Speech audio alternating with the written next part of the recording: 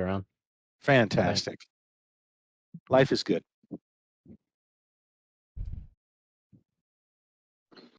Is the server up? Server should be up, but I don't think I put the IP. Let me grab that real quick. Is it KTO? Yes, definitely Yes. KTO. But I think the 3 bar caps are in the same position.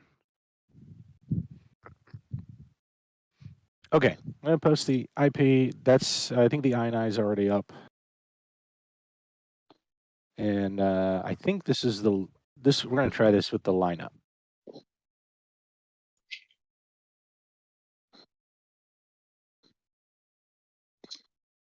Okay, let's get back to the fun here. So we're gonna be doing beyond visual range combat today.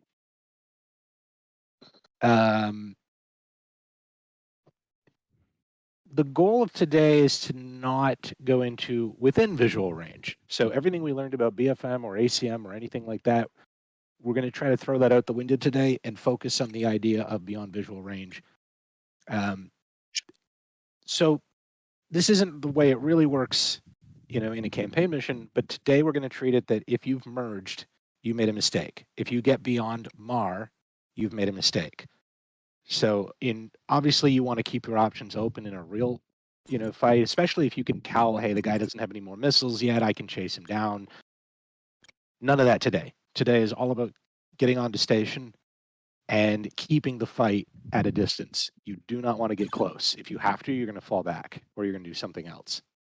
So we're going to get into some of the concepts here. So can everyone see the slide? Yeah, go ahead. Are we using invulnerability or no? No, invulnerability will be off. Copy. We'll cover the mission specifically in more detail later. Right now, we want to get more into the general concepts. So hopefully, can everyone see that the slide changed? So we should see ranges, timeline, all that. Tracking. Okay. Okay. So the timeline. Hopefully, no one's colorblind. Good. Because I color coded. So the picture range and the targeting range I put in green. That's because you're not really in danger yet. Once we get into orange, the minimum targeting range, desired outrange, decision range, you have to be in the thought process of actual targeting. You have to have your decisions already, your mind's got to be working in terms of the enemy's there, I'm here, how close am I, how far am I, what am I doing, what's next? All that needs to be a thing. By the time you get into the red, if you cross that point, that's bad. So that would be the minimum abort range and the stern wes. So we're going to cover all of these individually, but the idea of it being a timeline is that we're going to be crossing into, as you're flying at the enemy's flying at you, you're going to be crossing into these one after the other. So first you're going to be within the picture range, then you're going to be within the targeting range, then the minimum targeting range, the desired out range, the decision range, the minimum abort range, and then the stern wes. And at some point you need to turn away before you get all the way to the end. And that's what we're going to be looking into is decision making. What do each of these mean and what do you do at each point? The additional criteria on the right, we're only going to cover a basic overview. So things like transition range, targeting depth, shot depth, factor range, all of these other things, we're not going to get into as much now. We're going to just briefly gloss over that, hey, they exist, they're concepts. If you're a lead and you already understand these, great, factor them in if you can. That would be fantastic, but we don't really want to get into the real advanced stuff. This is supposed to be a basic overview only, and we're supposed to apply the idea of timeline. So if you can apply the timeline in your flight and in your thinking, that's enough right now for today. So briefly, we're going to cover the basic idea of the AMRAAM. We have the advantage on the blue side because the AMRAAM goes farther, it lofts, all the additional things that go along with it. So the advantage factors, when you're about to shoot at somebody, look at the speed, look at your altitude, look at your enemy speed and their altitude, and then you can compare the aircraft and the weapons. So if it's two F-16s going at it with each other, with both of them having the same AMRAAM type, there's no advantage in the weapon. It all comes down to speed and altitude. Are you faster than the other guy? Are you higher than the other guy? And are you using the lofting? If you are, then your shot is better than his shot if he's not doing those things. So today we're going to be going up against Russian aircraft, things like MiG-21, MiG-23, MiG-29, those types of aircraft. They do not have a better weapon than we do. Our AMRAAM is better than their equivalent, their R-77. So we need to use that to our advantage. Where some of their aircraft have an advantage is that they can chase you down. They can go much faster than you can, twin engine aircraft, that sort of thing. So they might beat you on speed. So if you have them locked up in your FCR, you can see what their speed is, by the way. That's kind of a topic for a separate time, but you can see their speed. And you can tell what they're intending by how they're looking at you. If they're coming straight at you, you know, going really, really fast, then they're trying to negate your advantage. So the tactics that we're going to be looking at, overall, we're going to be looking at the grinder as our basic, you know, sort of general default state right now. There are other things that we can do, but we're just going to be looking at the grinder, and we're going to be looking at skate and short skate. Bonsai is something that we're not going to want to do today. Obviously, in real life, exceptions exist and whatever, but we don't want to do that. And we'll talk about what all these are now. So the picture on the left, I posted in the channel. If you want to go see this in greater detail, please do that. If you can't read it because it's too small here, take a look at it in the channel. But that basically shows the general timeline. Starting at the minimum targeting range, the friendlies are on the bottom here. So starting at the minimum targeting range, that's how the timeline goes. You start going from the minimum targeting range to the transition range, to the desired out range, the decision range. And there are more, by the way. There are many more acronyms. We're only going to cover a subset. The idea, though, that's very important from this diagram that I want you to take a look at is look at the launch and leave tactics, that side, the right side of that image, not the one on the left with bonsai in it, but the one on the right. So if that fighter that's coming in there, let's say he's coming in with his wingman next to him. I know he's not in the diagram, but let's just say over here he's got a wingman. And the lead calls that the tactic is skate. That means you want to be out by the DOR, the desired out range. You want to come out there, shoot, and get out and go away. If you call short skate, you're coming right up to MAR and then turning around and shooting. Those are the main differences in this diagram. Everybody follow so far? Skate and short skate. Correct. Okay. Any questions? No questions. Fantastic. Okay. Now, the other things that I said we weren't going to really talk about, that's the such things as the targeting depth, shot depth, factor range. This has to do with a more complicated idea that, let's say you guys are the fighters on the left. This is the diagram on the right here, figure 4.103. If you're the two fighters flying to the east, and you've got the two fighters marked with that red bubble, you want to take them out, no problem, 2 versus 2. But they have 2 other people supporting them northeast of them. And so the question becomes, what do I do at this point as a flight of 2? What do we do? Do we shoot at both groups? Do we shoot at just the first group and turn away? Do we split and have one of us take one element, the other take the other element? That's the type of series of questions that the targeting depth, shot depth, factor range all answer. We're not going to deal with that right now, because I think we're going to deal with some of that a little bit later. It's good to still look these up. It's good to have an understanding of what they mean and what they are. But right now, the emphasis is going to be on the timeline. So whether you shoot or not is going to be a little bit more of just a discretion and the relationship that your flight has with each other right at that moment. So now we're going to get into the definitions real quick. So we're going to go through our definitions here, and we have the ones that I took from the basic employment manual. So the more official one is on the bottom.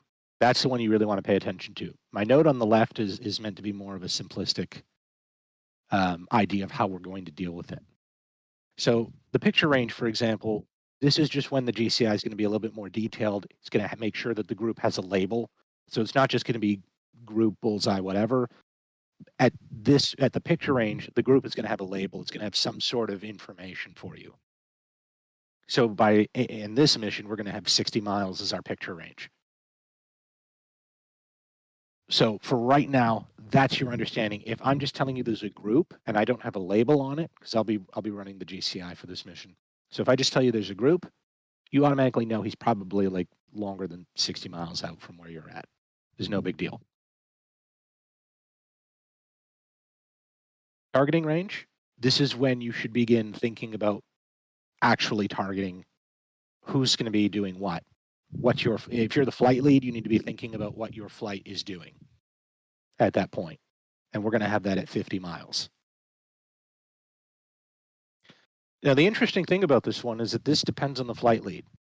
The flight lead might be a little bit slower than another one or a little bit faster, and he might be able to tell his flight, hey, tactic is this, we're going to be doing this, 3, you sort on that, 2, you could take this one. He might have it all down where he could have this to be a shorter distance. Other people, not so much. We're just going to go with 50 miles at this point. So that means we're going to back up a slide. So at 60 miles, if a group has a label and he's 60 miles away from you, you've got 10 miles. If he's coming at you and you're flying at him, you've got 10 miles as lead to decide what the strategy is. And if you both are screaming at each other pretty fast at, afterburner for both sides, 10 miles can go pretty quickly. So you want to make sure you have a plan. The minimum targeting range is the first section on our timeline now that I've marked in orange. And this has a very big definition here, very big amount of things that can happen. I'll leave this one up for a little bit, but the important thing to understand is that this is the range at which the fighters must have a game plan. You need to know what to do at this range. If you don't have a game plan, then bad things are going to happen. It's also an interesting note. It says MTR is also where wingmen may auto-target. And it goes on explaining what's going on here. So if you have somebody within 40 miles, closer than 40 miles, and he's not been targeted, that's bad. You can shoot him if you know who he is. If you know for sure he's a bad guy, you can shoot. You don't need to, you're not waiting for the flight lead to come up with a plan anymore. Yes. So let me get in here real quick. So that's the huge importance. I remember watching Gump's video and my video. I heard some people saying, "Am I cleared to fire?" And it's like 25 miles away. It's like, yes, of course, go for it. Like, we're not going to get upset that you fired, but as long as you know that it's enemy and you are taking responsibility of whatever happens next, basically. But if you know that it's enemy, you declared it, your lead declared it, they gave you a target, they told you to monitor something, like it's all like once you fence in, it's basically if you feel threatened or our flight is threatened by something that you have a control over, you could shoot it, go for it. And like you said with targeting, so if there's a group somewhere and it's already within 40 miles, 2 could say like targeted left, like you can azimuth target automatically. So it'll be like a group 40 miles ahead of you, like 2 targeted left. It's like, sweet, that's this awesome. You're just reading the lead's mind. It's wonderful. And then obviously the lead will take the other one. Or you could say like range wise, number 2 will take, I got the trailer. Sweet, lead got the leader. I don't have to say anything really. And it just goes like that, and that's like a really big thing for leads to be able to have that as a wingman.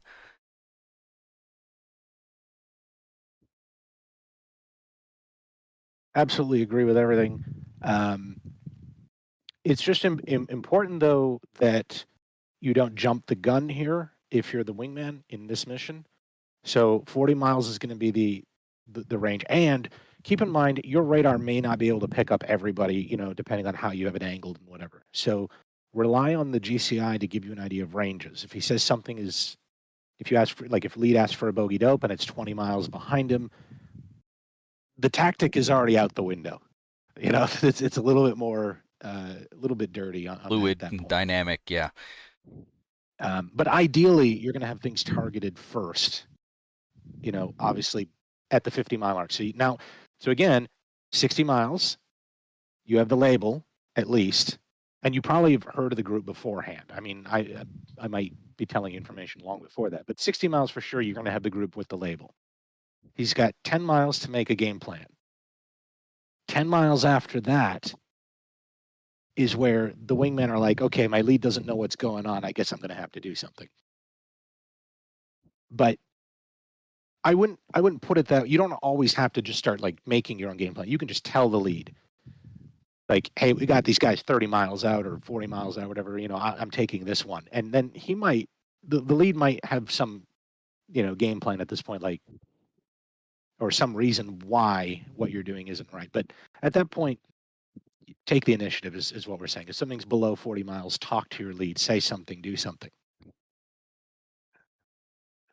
So this is where it gets a little bit more complicated in the sense of everyone's used to MAR. This is a different one, desired outrange.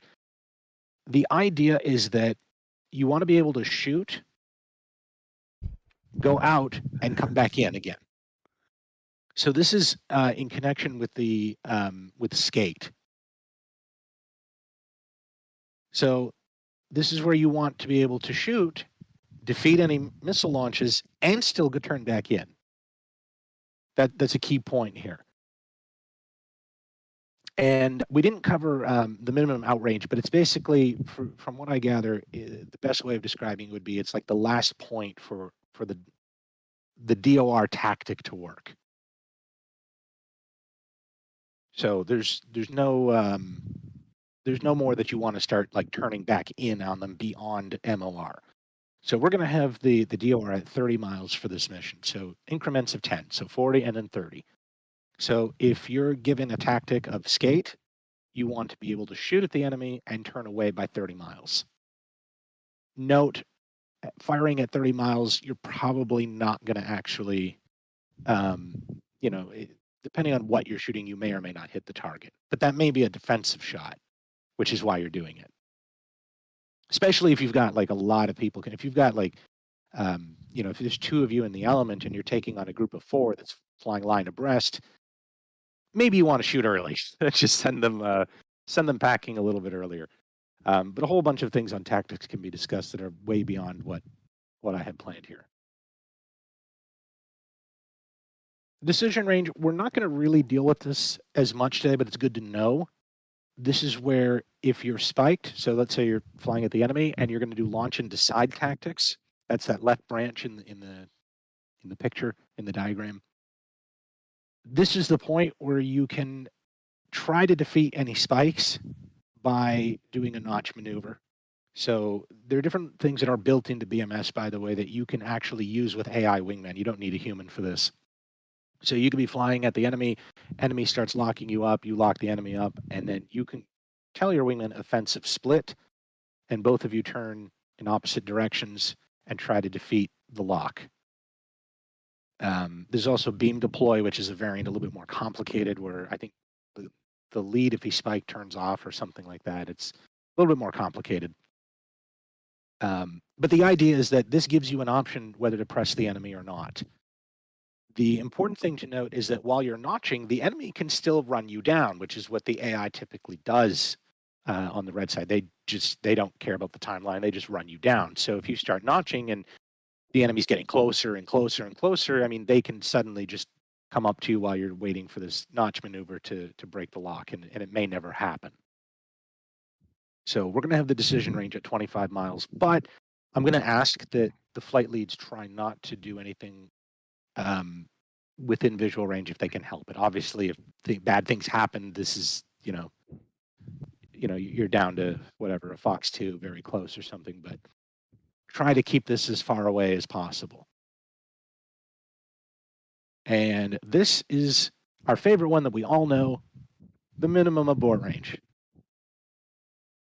We're going to make this 20 miles for this mission. Do not get closer than 20 miles to any hostile target.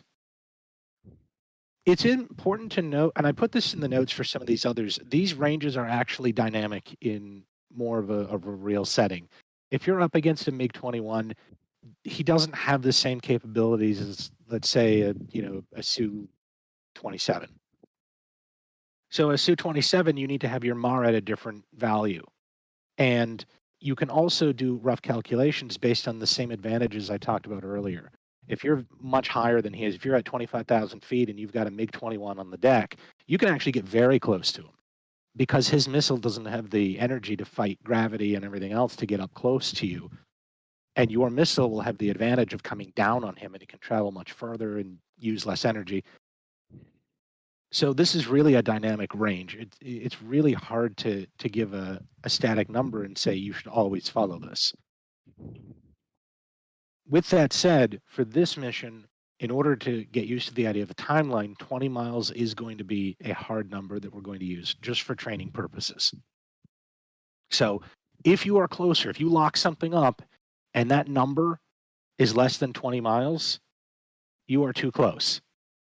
You have to turn away for the sake of this mission. If you're going to shoot, shoot, but turn away.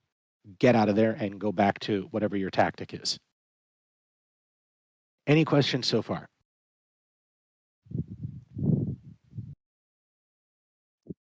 Okay. Now, this is the last one. If you enter into the sternwes of the enemy, you are dead, and you've also lost the jet. So let's not do that.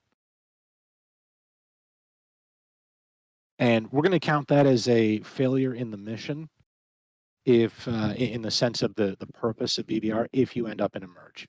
Obviously, if you do, fight your way out, do what you can, and get out and recover the jet as much as you can.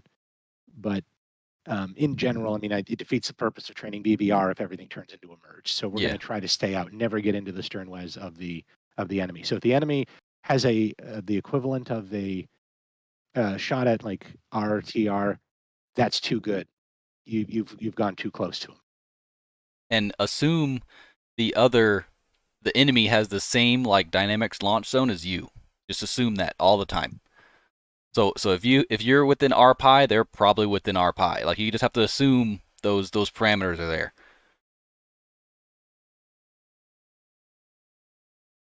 All right. So tactics. What are we doing today? Well, the first thing you do is follow the timeline. So know where you are on the timeline. If you have to, even take these notes, write them down, have the key moments written down. You want to think about the targeting range, the minimum target. Especially if you're a wingman, think about the minimum targeting range, the DOR, and the MAR. So the desired out range and the minimum abort range. The next thing you want to do is you want to follow the tactic. If lead is telling you that we're going to be doing short skate, you know MAR is the number you need to have in your mind when you're about to go out to fight and turn away. If he wants you to do skate, then you want to shoot by the DOR, which in this case would be 30. And the leads can change things up a little bit if they want, but this is the general thing what we want to do for the tactic. So an example for, we're going to do a grinder. We're going to have an element go hot over here. So let's say 1 and 2 are going hot. They're going to take their shot. They're going to go cold. When are they going to go cold? Depends on whether they're doing skate or short skate. And if the lead hasn't specified what's going on, or if the lead is now cold, 1 and 2 are flowing cold, next element's hot, 3 and 4 are going up there. 3 can call another tactic.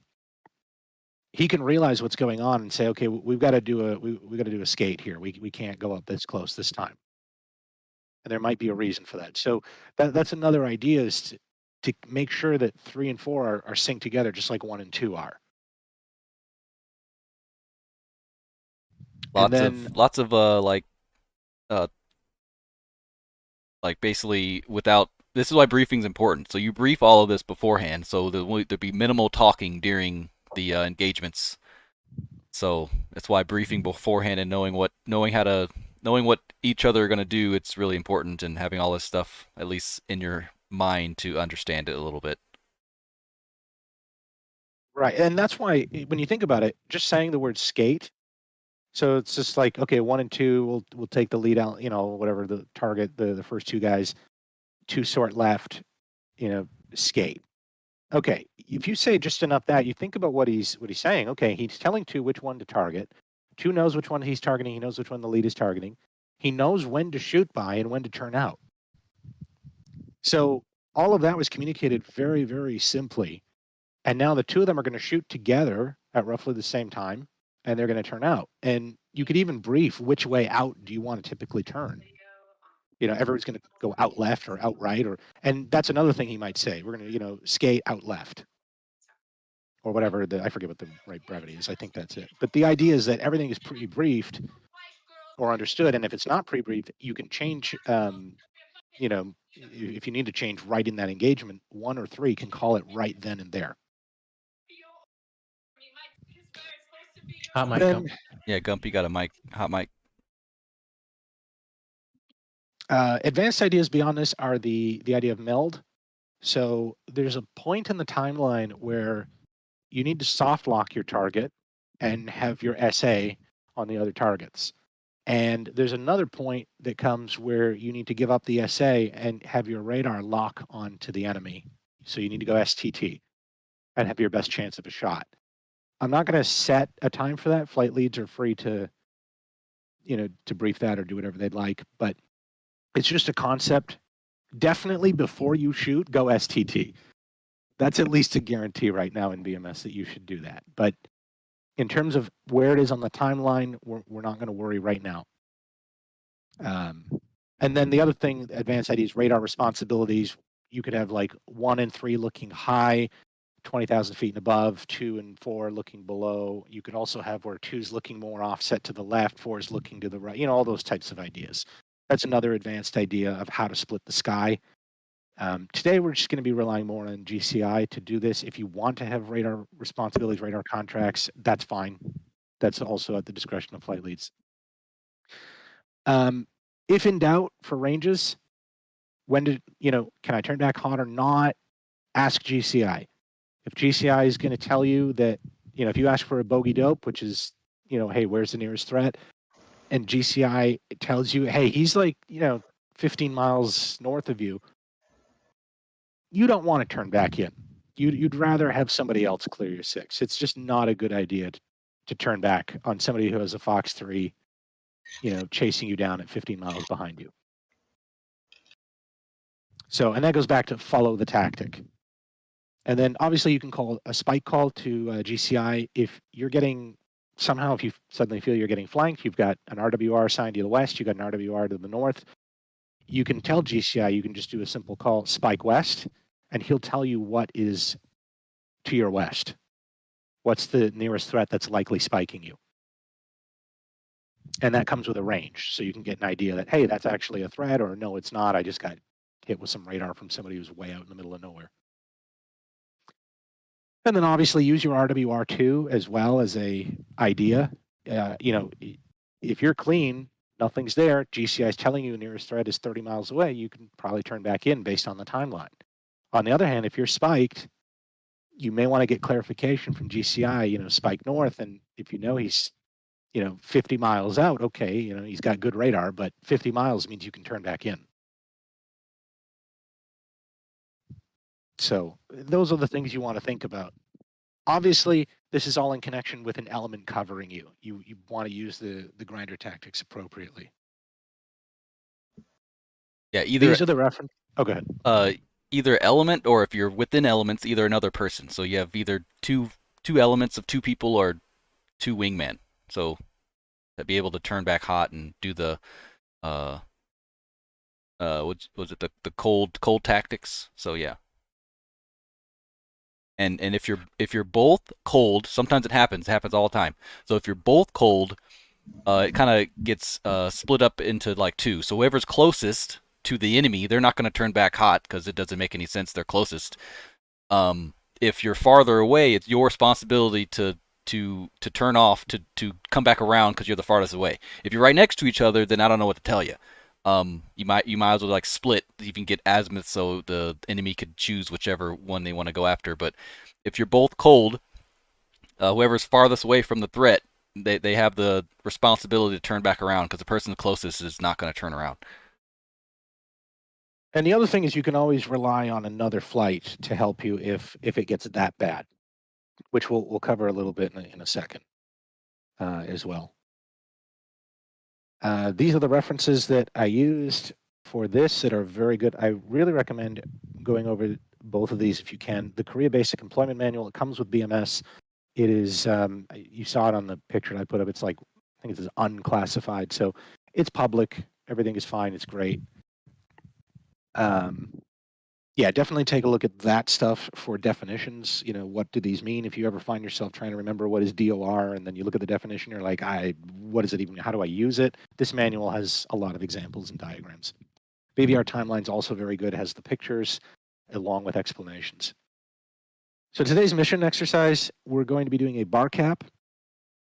So we're going to have two main positions. We're going to have the cap flight, that's going to be the active cap flight.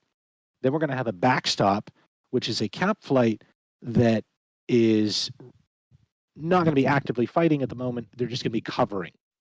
So if something bad happens, if the cap flight gets completely obliterated, the backstop comes in to save the day. If the cap flight goes completely to pieces and has to break out, fly away, you could call on the backstop to help you as long as they're on station. So we're going to do this. Is going to be very tight timings. I hope this goes well because I think it's very fun, the idea. We're going to be doing this based on 10-minute intervals. So we're going to have Cyborg as the first flight that's going to be running cap. They're going to go straight to the northern cap zone, and they're going to begin their cap at 10:15 sharp. Spade is going to go into the backstop position. They're not going to actually get there right at 10:15, but they're on their way there. And that's the idea, is that their tasking at 10:15 is to go to the backstop. Panther is going to go tank. They're going to hit the tanker. By 10:25, Cyborg is done. So you only have to last 10 minutes doing this, no merging. So by that point, you're off and you can leave the zone.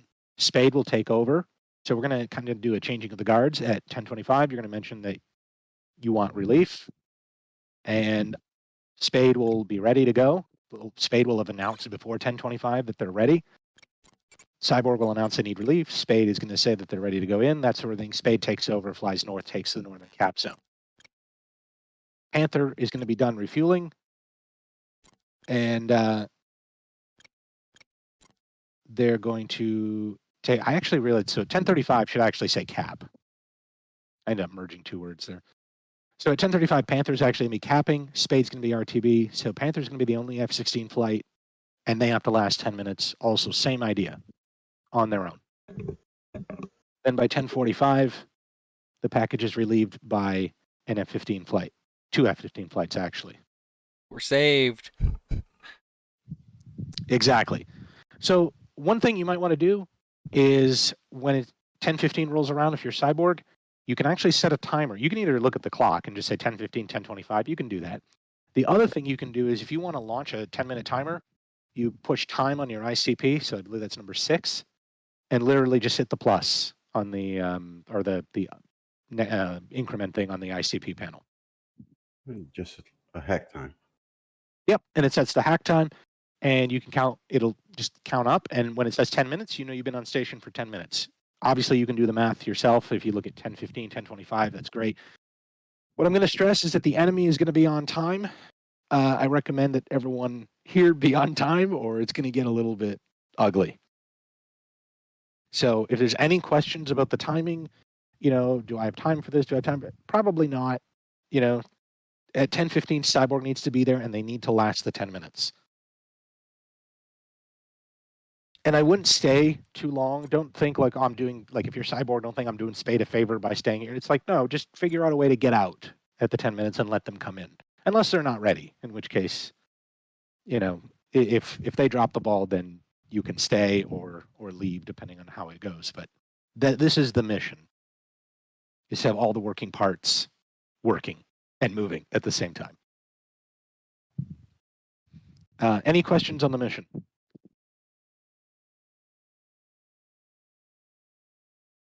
I'm shocked. All right. So we have the INI file.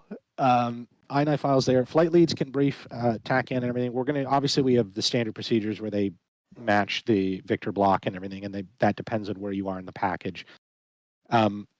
Double check, by the way, just because you're the first flight there doesn't mean you're going to be 15 on Victor. Double check your briefing as to where you fit in, and flight leads can divvy up how they want to do TAC in. And for data link, if you'd like to, you have the option of changing your flight to Victor and going continuous. Otherwise, you don't want to go continuous because there's going to be 12 people in the air. So these are the quick recommendations. Grinder tactics, split by element, leads target. This is a contract idea of how to sort. Leads target the contact that is south or to the east. Wingman target north and to the west. You don't have to follow this. This is just for leads. Basic idea. Notch maneuvers, offensive split, beam deploy. You can always try those if you'd like. And then keep in mind station time is short. You only have to last 10 minutes. Don't worry about your fuel. Burn it. If it's going to mean you're going to get a better shot, go into afterburner, fire, and get out. Don't die with missiles. If you've got, 4 targets coming at you and you've got 6 AMRAAMs, use them. Don't die with that. And then obviously, lastly, just don't die. Use the GCI if you need. You've got me on the radio. Call sign will be showtime. So when you take off, check in as lead, and if you're hot, and based on our comms training that we did before, if you're going hot, if you're the element lead, if you're the flight lead, if you're the wingman who's the only one going hot at the time, call into GCI. If you Fox, call that on uniform. And there's a lot of discretion for the flight leads here, obviously. Please check your loadouts. I didn't change them. They probably have sidewinders. You probably don't want sidewinders. But that's, typical lead things that they can look at. So additional ways to practice, if you want to get good at BVR, fly more cap missions, frag your flight, frag a relief flight, hold your station time until relieved. That's a good way of trying it. And then lastly, our other GCI, resident GCI, is stuck working and was not able to attend tonight, but said to say hi, and that if you don't say hi back, you're a very rude person. So just thought I'd throw that in there. Hello. Hello. 你好吗？可以讲华语。 I agree. Hey, Bible. So, yeah. I assume we're supposed to stay in our cat boxes. Is that correct? In terms of north-south? Okay. Yes. Right. So the whole idea is that the backstop is not supposed to engage unless there's a leaker or unless the cap flight has fallen apart. Mhm. And then the backstop is going to hold the line. Or if the cap flight gets shot down, then the backstop can move north and try to take more ground back. Mhm. So Okay. in terms of like the fuel, Cyborg can burn as much fuel as they want getting in there, and they just have the last 10 minutes. Spade has to be a little bit more judicious about sipping the fuel originally. But again, it's only a 20-minute flight by the time they, the action starts, right, for them. And then Panther is going to RTB, or they're going to do air-to-air refueling. And then they're going to have to hustle a little bit. So Panther's got the harder task. And if everything goes well for Panther, it's going to be very impressive, and it's going to look great on the Tacview. Yeah. And I just Any say other for Panther questions? is you don't have to completely refill with fuel. You're just kind of The using motions. the AAR to get some fuel and stay out of the way. Yep. That's it. And and getting in the motions into, like, if this were a real mission and we did do AAR and we did have timing, it would be nice to be able to do it, with good timing, so that it's an exercise in that. So it doesn't really matter. Like, if you guys have fuel or don't have all the fuel, as long as you're on station by 10:35, that's fine. Yes. Doesn't matter. And this is what TVT and campaign flights would be like. Yeah, this is about as real as it gets. With longer station times. Yeah, with longer. Yeah, it'll be like 30 Oh, yeah, 30-minute station times. And if you're still alive, you come off, you go to the tanker, get fuel, and if you got missiles, you go back. Yep. Oh yeah. So with that being Yes. said, with missiles, so I heard from someone, if you use the Bravos, they're better than the Charlies for now. What? That's correct. So I think someone was doing some testing and they've noticed that. So, yeah, might want to take a little bit more Bravos than Charlies today. Yeah, there's a data error. So yeah, Oh, in the 120 logic. in the C specifically. In the sea, it's got a little bit higher drag than it should. That's interesting. This Interesting. update has all been about incorrect drag. Well, update 2 is right around the corner. No, I know. I'm not shitting on you guys, Badger. It's just interesting how. They adjusted a lot of things, or at least Well, yeah. put their hands and stuff. Yeah, and we had the multiplayer drag issue. That one was fun. It's interesting. It's just interesting. That's kind of the reason why they're now doing updates quicker, so there's fewer things. So when something gets broken, Hello, SP. It's BVR. So we're doing BVR stuff. We just went over a whole briefing about BVR and dynamic launch zones and DOS and MAR and all that stuff. So we're about to head into 3D in a little bit. All right. So I think, do we want to take our break now and then do the IVC check and then start up? Might be a better way of doing it. That way the IVC check will know who's here and who's not. Yeah. Yeah, let's do that. Okay. So we'll take our break. And we will be back, I don't know, what, 3 minutes, 5 minutes? It's to come back at 04. Okay.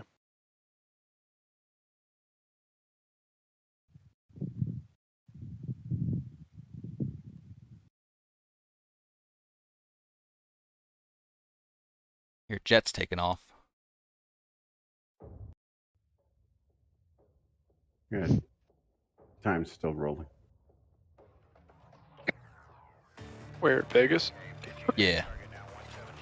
Oh, I thought you meant in BMS. I'm Oh, like, no. Okay. No. I'm like, Huh? fix that shit. Like, Yeah, make it why make are it you- not. You're a senior guy here, Brian. Why the fuck are you so nonchalant, buddy? Oh Like, yeah. Let's show concern for things. I see the whole mission going sideways. That's fine. Yes. Got 12 people watching the stream. Get some.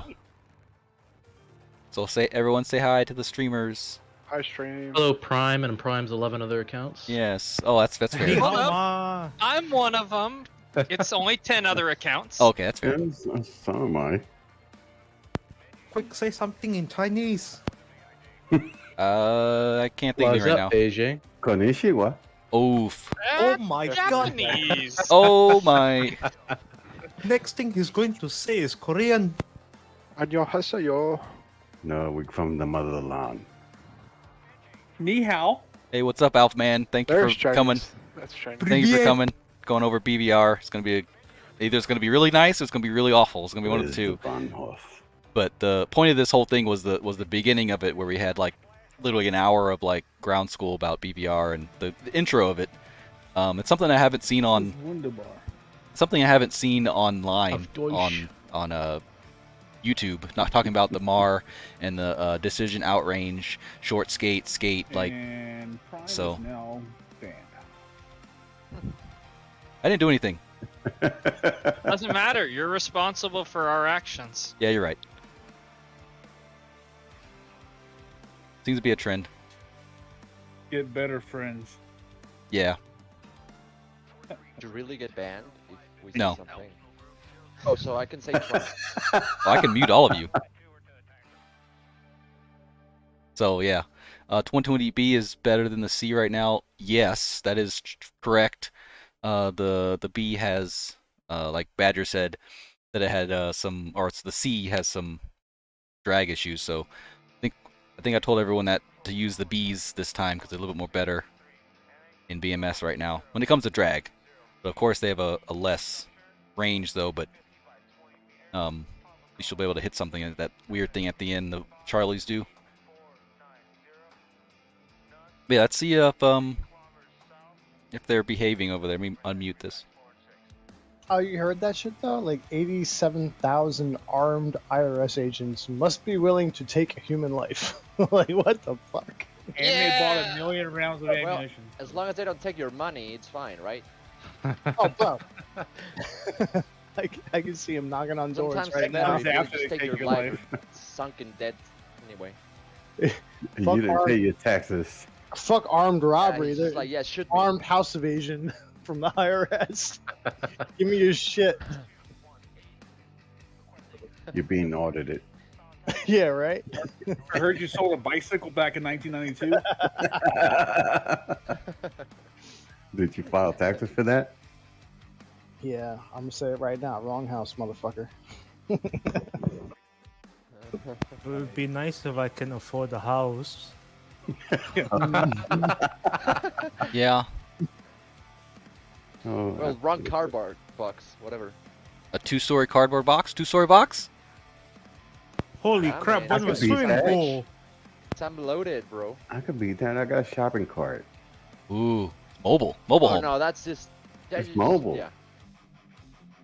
Oh shit! Now I'm It's banned. steel, so you can survive something greater than it. But it has holes in it. Yes, that's your air conditioning. You need to breathe, bro. Yeah. Oh well, it's just the structure. You need the walls still. Just the structure.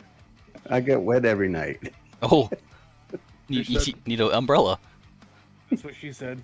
Did you claim the umbrella? I was thinking that, Ripper. Ah, there you go. Oh, that's it. Oh shit! Hey, Prime.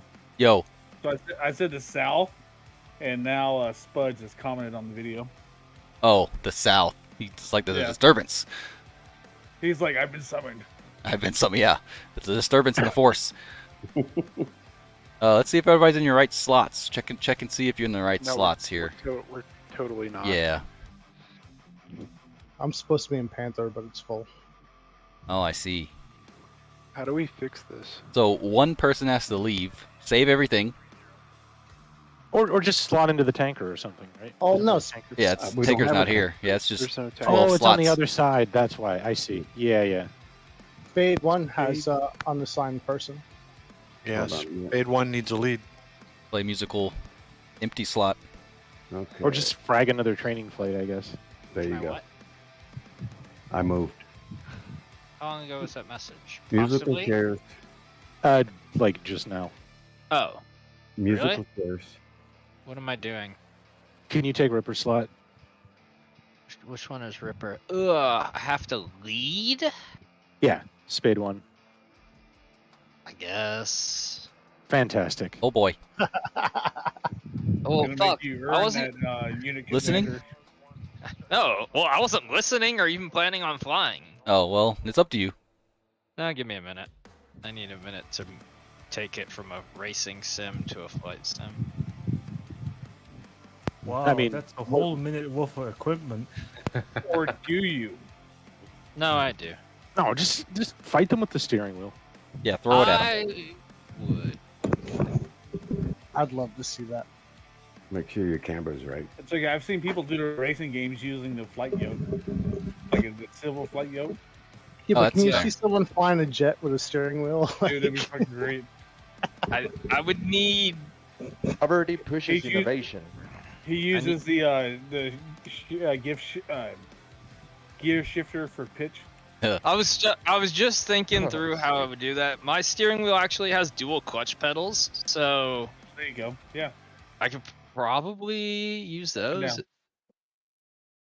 I I don't know. think somebody's in my seat. Well, give it a minute and we'll fix it. Here, I moved. I'll go 4. You go 2. There you go. There you go. Cyborg's good. As long as you're not sitting in the same seat at the same time, that gets a little hairy.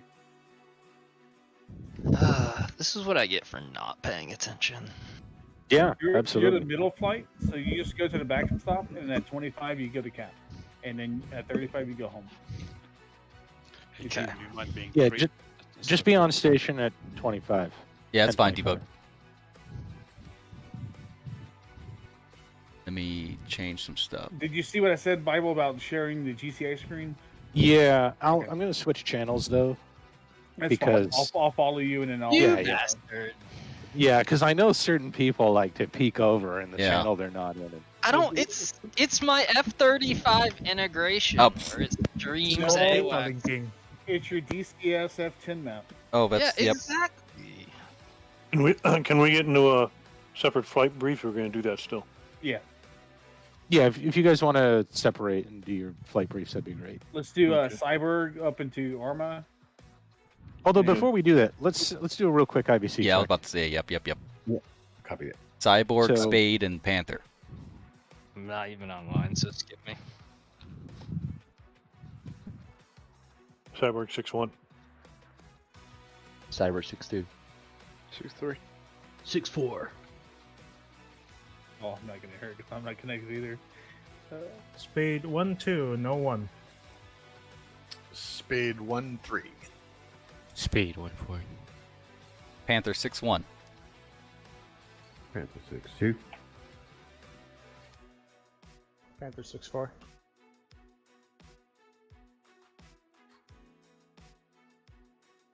Showtime. Debug was 3, but Yeah, we're switching it. It's fine. Okay, so I think I didn't hear one person, but I think that's. I wasn't even. I'm not even on the server. So Let me rephrase that. I think I missed a Panther voice in there somewhere, but that's fine. Yeah, debug. But otherwise, hopefully everyone heard me and I heard everyone. So. Cyborg flight. Let's hop up to the armor ready room right above us here. Wait, did you do a call for showtime? Yep. Could you do it once more, please?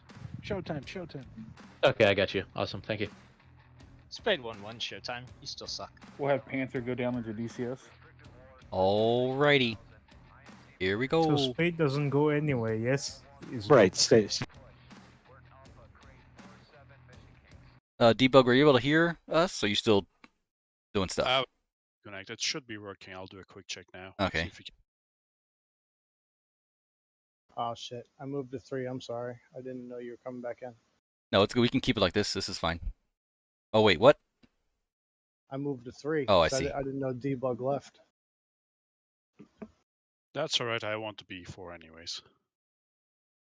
This IBC thing is bothering me though. Give me a sec.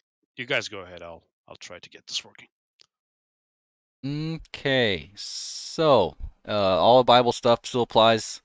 We got the MAR of 20, the decision range of 25, the desired out range is 30, and targeting range is 50, and then the what's that PR? The bullseye, like the picture range, is 60. So the only thing that matters to us is the skate and short skate. So short skate was MAR, that's 20. And then skate is the DR, which is 25, the decision range. I believe. Hold on.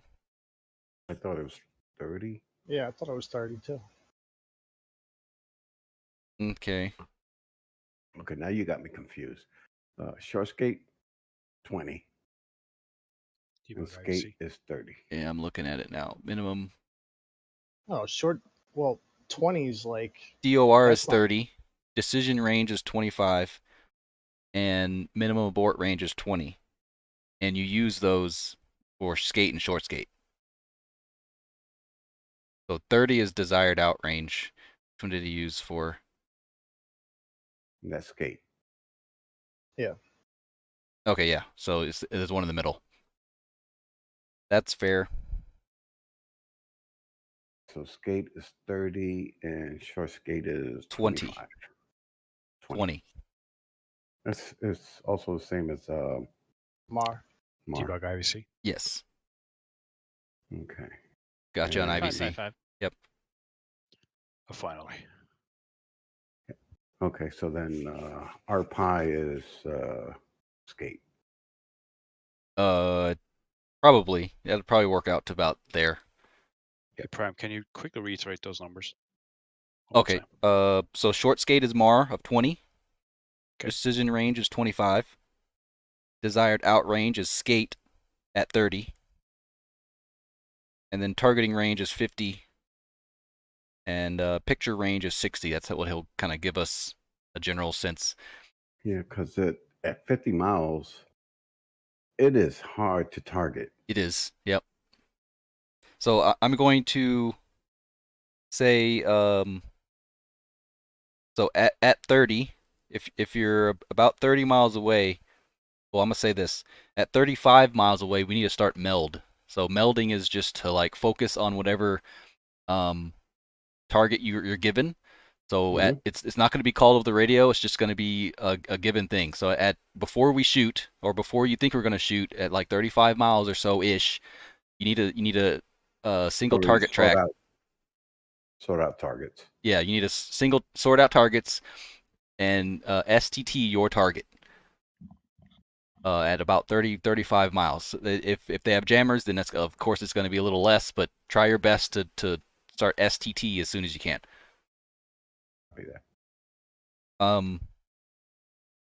Let's see. STT is single target lock, right? Yes, Yep. single target track. Yep. TMS twice up. Yeah. And then the you guys familiar with the contract, the like sorting, the standard sorting contract? Yes. So I am. Yeah, the leader, or whichever side you're on, if it's azimuth, if you're like in a line abreast, the left person takes the left one, the right person takes the right one. If it's range, so you still could be in line abreast. If it's range-wise, the leader would take the lead one, and the trailer, or the number 2 would take the trailing one. The reason for that is because lead is usually in front anyway, so he would take the closest one, which is usually the lead one, and then number 2 would take the trailing one. Hey, Prime. Yes. Question. Uh-huh.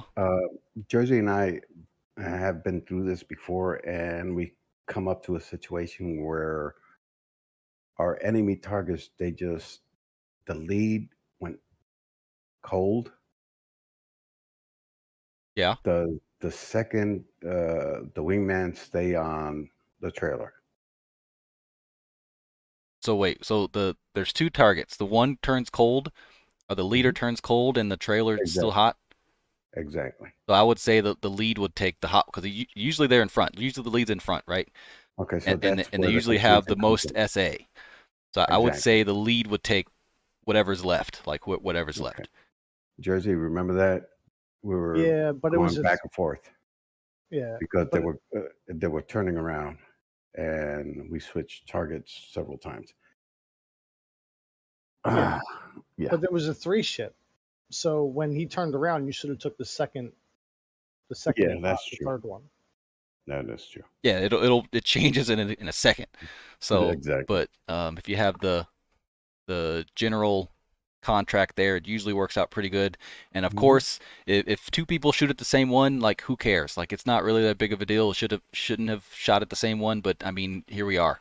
So just make sure you're calling your shots and stuff, and say that you're targeted this guy or whatever. No, that was my question, because that happened to us, and the lead went cold, and the trailer kept going hot. Yeah, so you just switch targets. Exactly. But but your wingman would also switch if it's a 3 ship, like, depending on the ship. Yeah, if there's another person behind the second one. Yeah. Yeah. Your wingman takes that guy now. Exactly. Gotcha.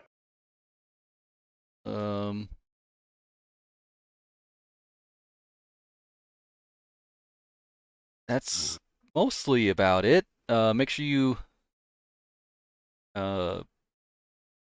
adhere to MAR and things like that. TACAN, so we're on the 15 block.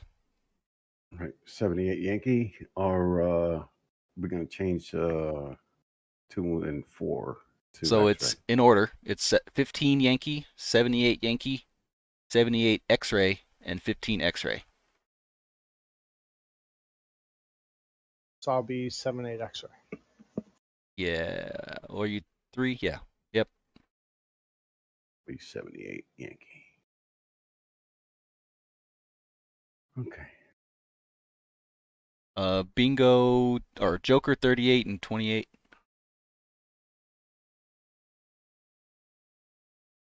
And we're probably going to be switching to Victor when we get up there, so just be ready for that. Don't do it automatically, but we'll do it up there.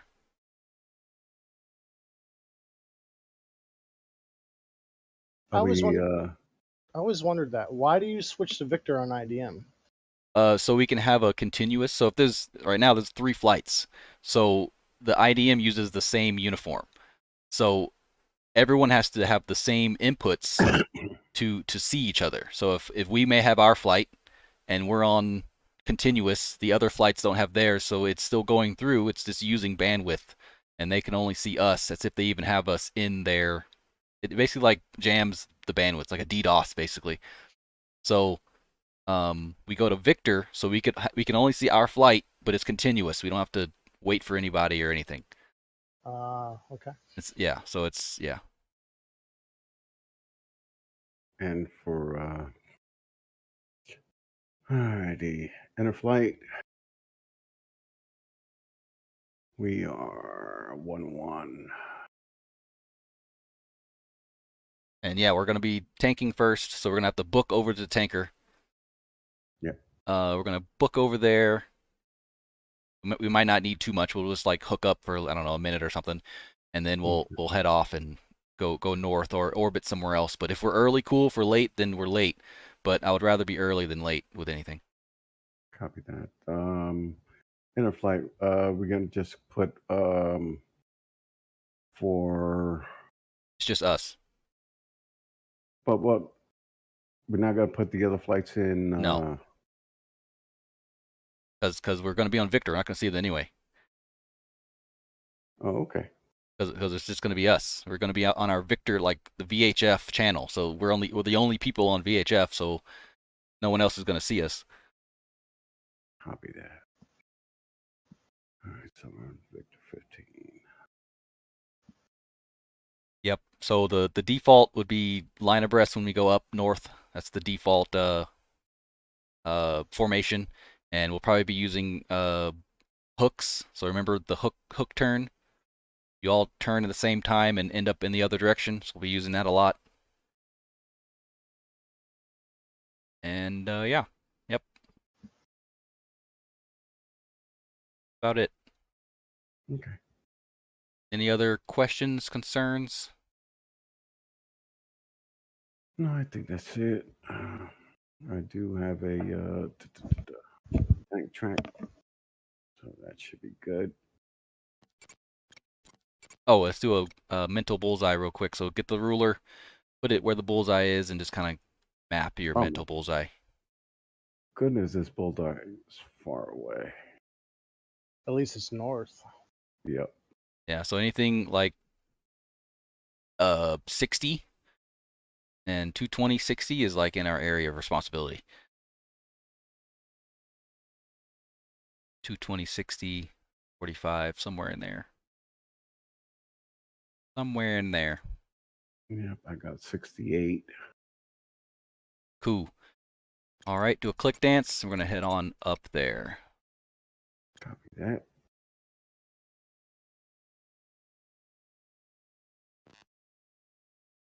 Yo.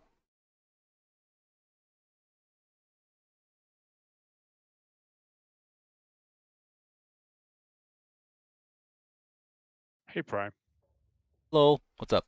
An unrelated question. Is there a way to make the 2D window a bit bigger? Not necessarily increasing the resolution, but kind of stretch it so it's a bit bigger. No. Okay. Yeah, it's the size it is. Okay.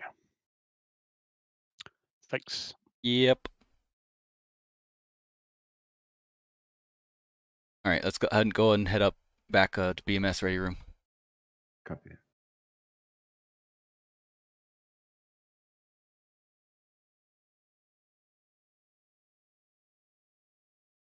Panther is ready.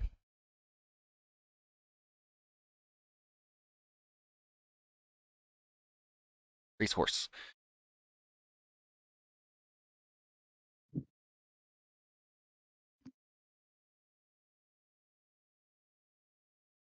I kind of want to go down to Florida for the August 29th space launch.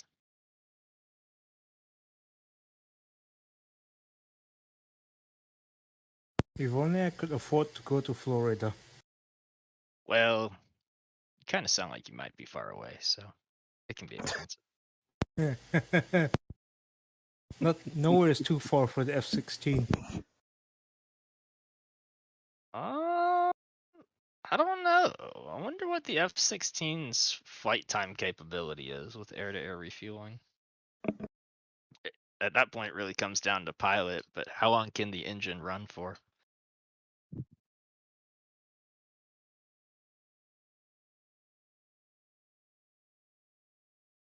You mean if there were constant refuelers along the way?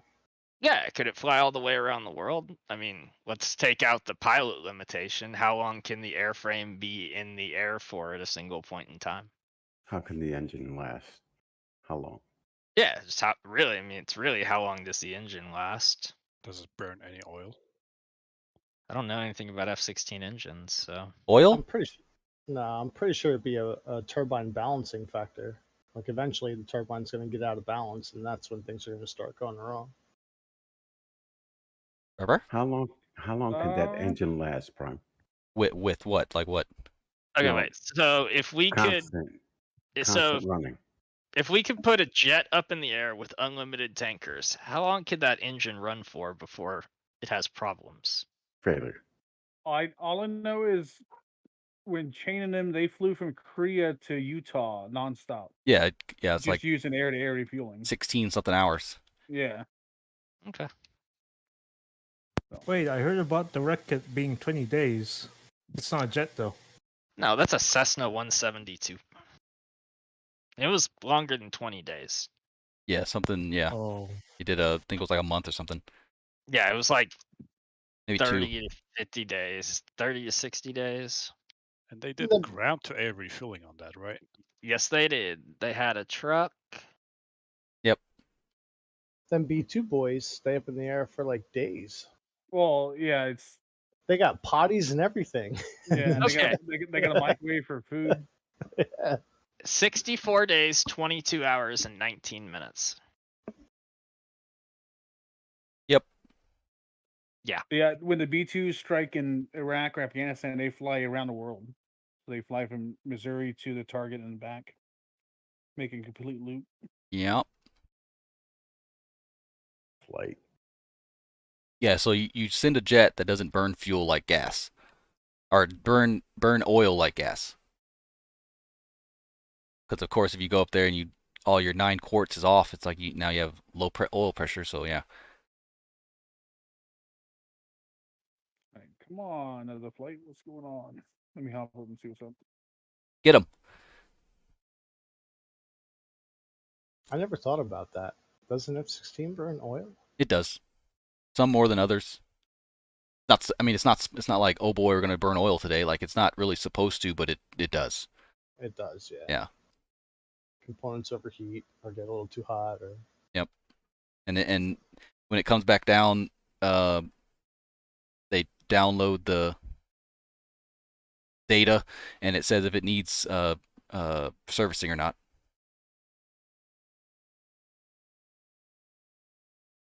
still my favorite jet. Okay, they're finishing up now. Ooh.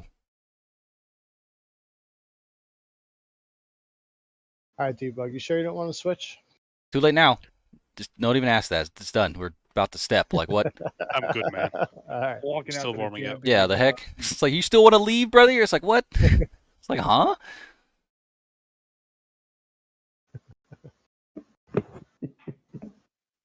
So Reminds me of the comedy sketch where these guys are going out to save the world, walking down the flight line, and one of them is walking a little weird, and the other guys are realizing how cool they look walking to save the world, so they make them go back and walk again. Good. Do it again. Do that again.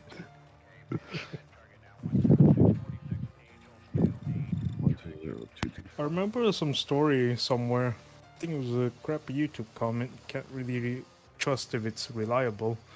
A Navy operator accidentally actuated his handgun in the ready room, and he walked really funny for the rest of his deployment. Oof. Sounds awful. He didn't hurt himself, in case you need to know. He shot the wall, but you know what happens next. Yep. Pretty sure McCain caught a boat on fire. How the fuck do you turn off? McCain talk wasn't down. responsible for that. No, the rocket hit McCain. Yeah, the rocket hit McCain. That's a huge thing that's so often misquoted. Yeah. McCain didn't burn up an aircraft carrier. All right. I think we're good. So if you're here, mute your mic. Do that again. Test on this Discord. Yeah, I hear you, man. Loud, man. clear, loud, clear. Okay. Cyborg flight, make sure you get out of that push to talk mode for. I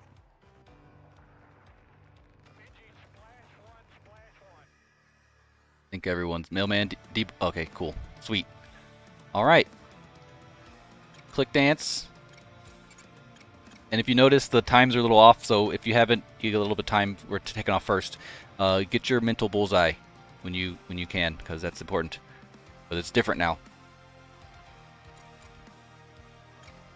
All right, go ahead and start the server. When everybody gets in, it'll go whenever. And taxiway. And Bible will hop down to officer.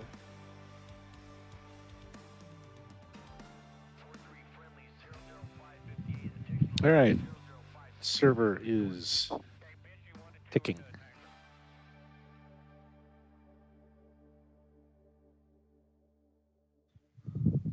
Oh, we can't drag people. Press.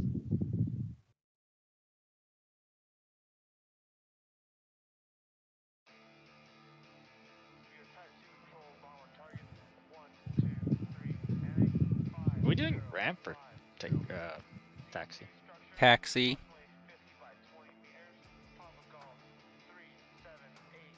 And then whenever you're done, make sure you take off taxiway. Yeah, hold on, I almost forgot to update my knee poison weapon. The replanner.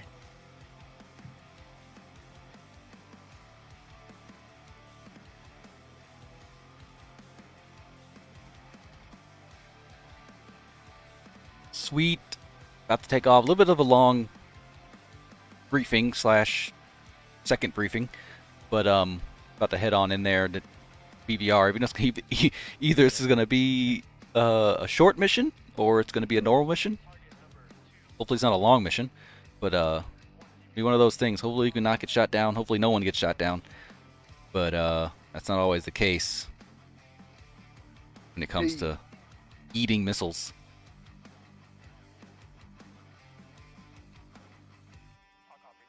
We're taking off first, so we can get up to the tanker first. Everybody else has to wait about 5 minutes or so.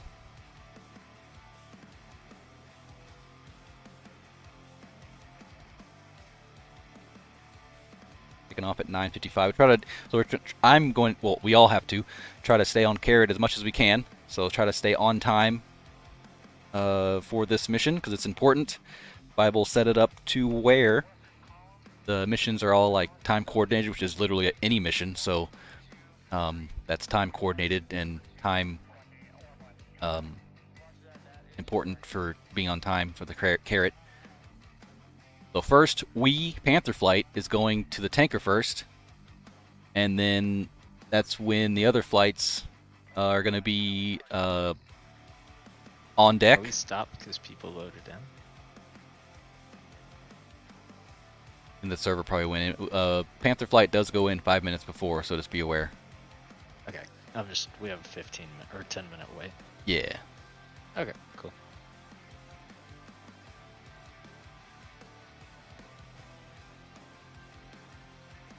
So yeah, timing is important. If you have any questions, feel free to put them in the chat. I'll answer them when I'm not defending my life or something.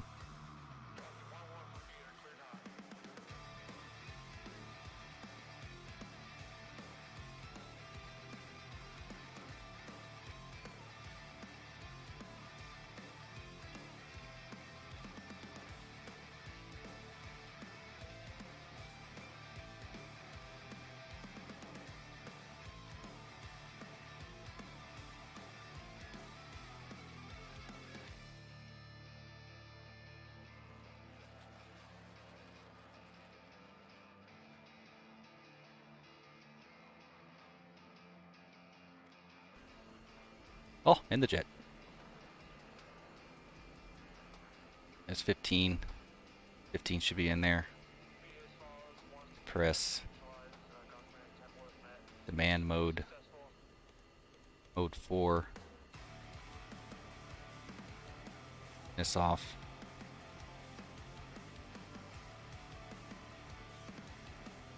Right. Other flights. Oh. Spade and Cyborg. Talking. Who's that? Who's there? Panther 6-3, Victor. Panther 6-1 got you on Victor. 1 got you on Victor. Loading on Victor 15.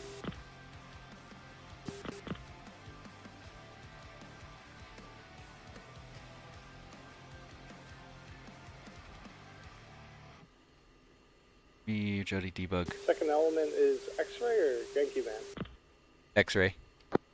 Copy.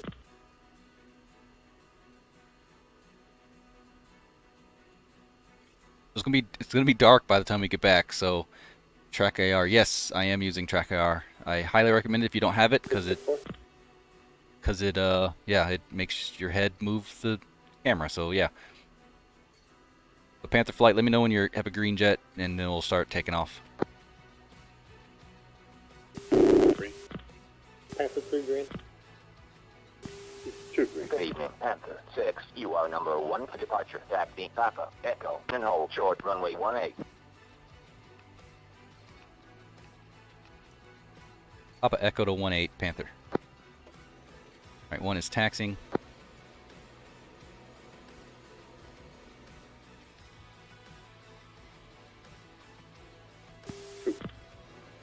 Three taxi. 4.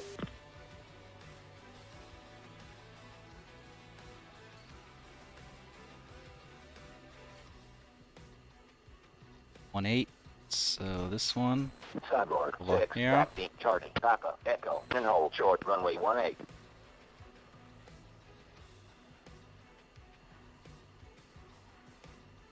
Cyborg 6, taxiing.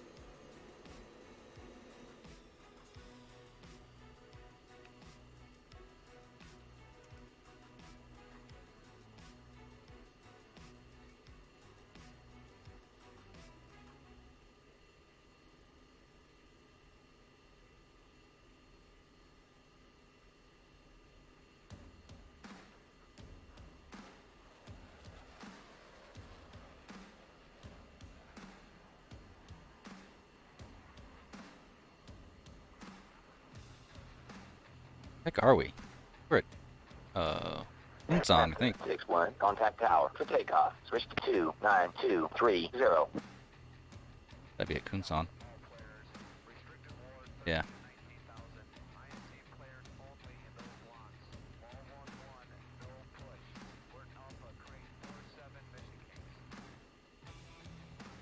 Alright, flight push 3.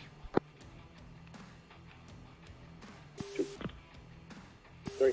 There they are. 4.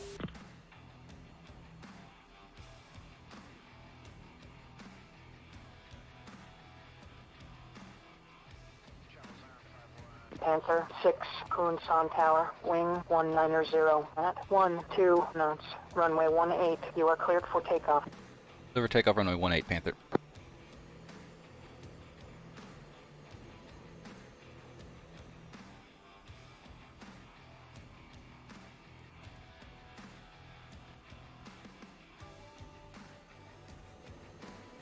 It'll be elements, second element hold short until first element takes off, and then after we take off, just kind of roll take off the runway.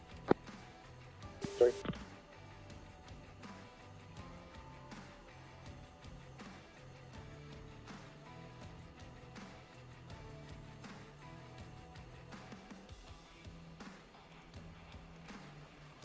Two brake set.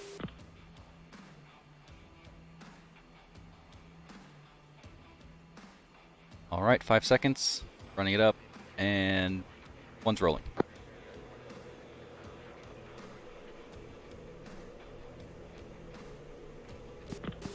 Two is wrong.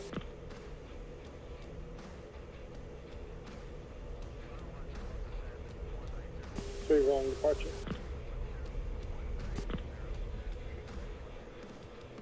You can do an unrestricted climb.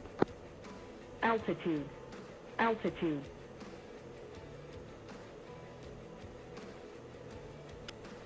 Panther 6-1, contact departure.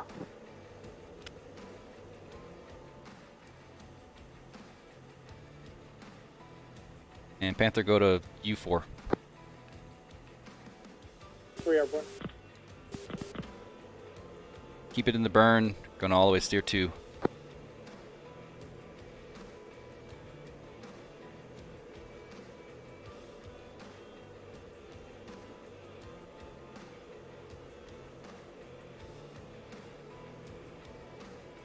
Gotta hold 350 knots.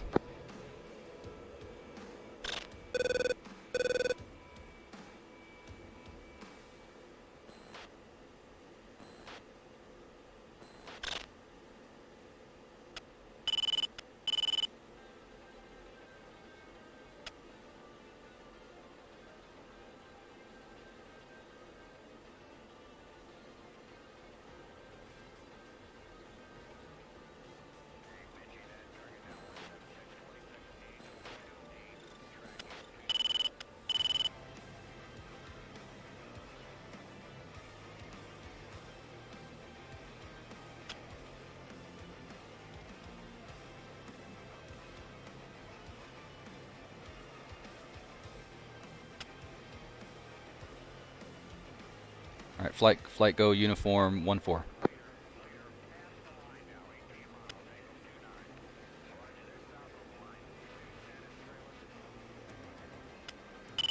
Panther flight, check in uniform. 2, Panther. Say again? Panther 2, copy on uniform 1-4. Evan, Panther, go ahead and check in on uniform. Uniform 1-4. Panther showtime. Check.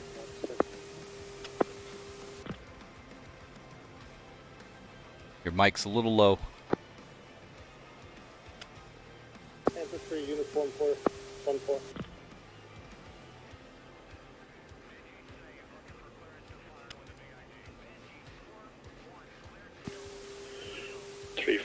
Shut, right side.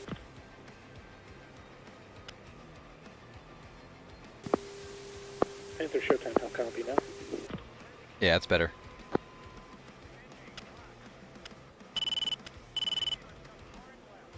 All right, Panther flight of 4, airborne, heading towards the tanker. Yeah, we'll hold on this frequency for a little bit. Seems like we're making good time now.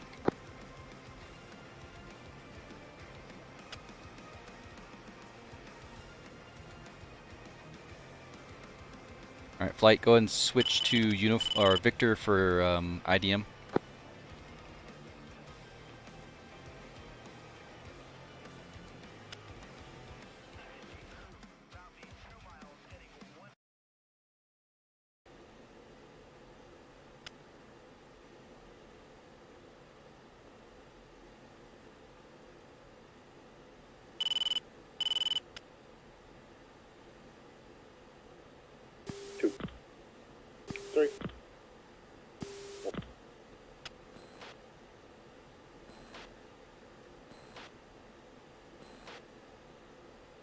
All right, sweet, gotcha. Flight go echelon left.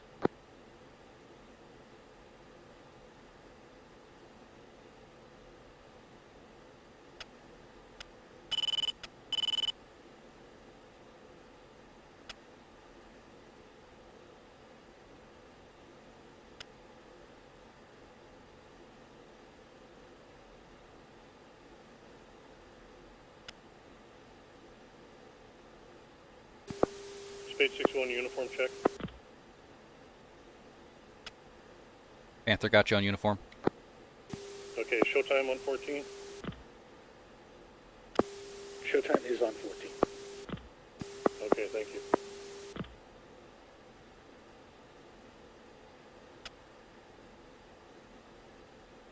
All right, flight, I got the tanker bullseye 189, 185, 24,000 heading away from us.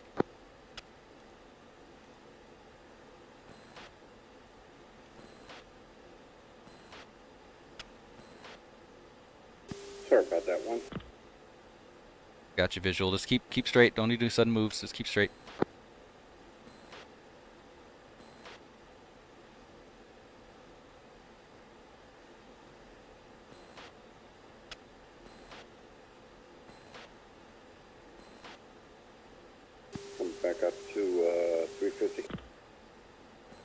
Yeah, it's gonna be dynamic. I'm not gonna. Well, yeah, I could push it up 350. So we're gonna go echelon left, and we're gonna head right towards the tanker.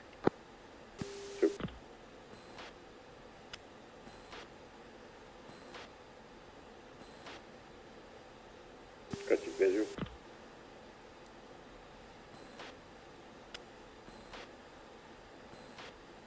Brody, I'm not sure you should be braking yet.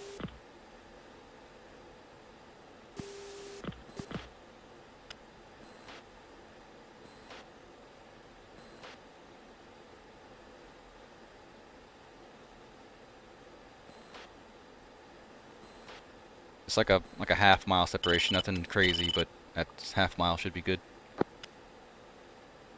Copy. Coming.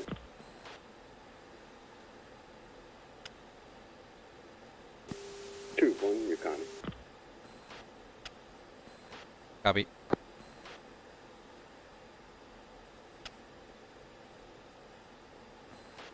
Nice screenshot.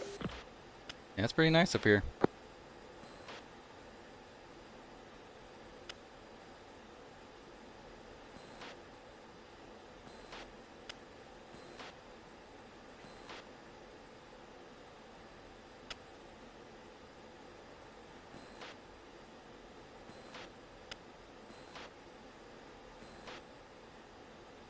Tanker should be turning any second now.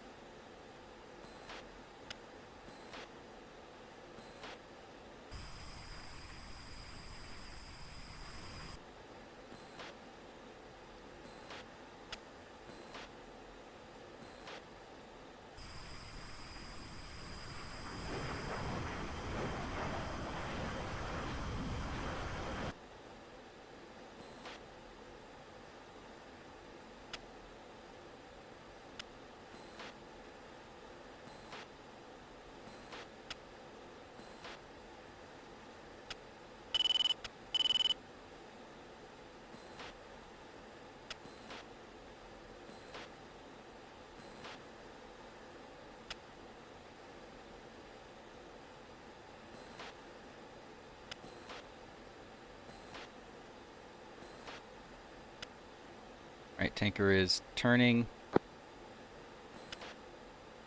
Flight go echelon right.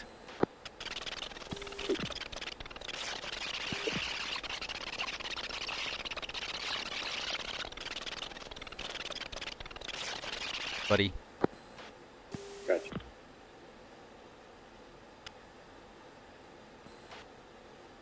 So echelon right is when everybody's on the right side.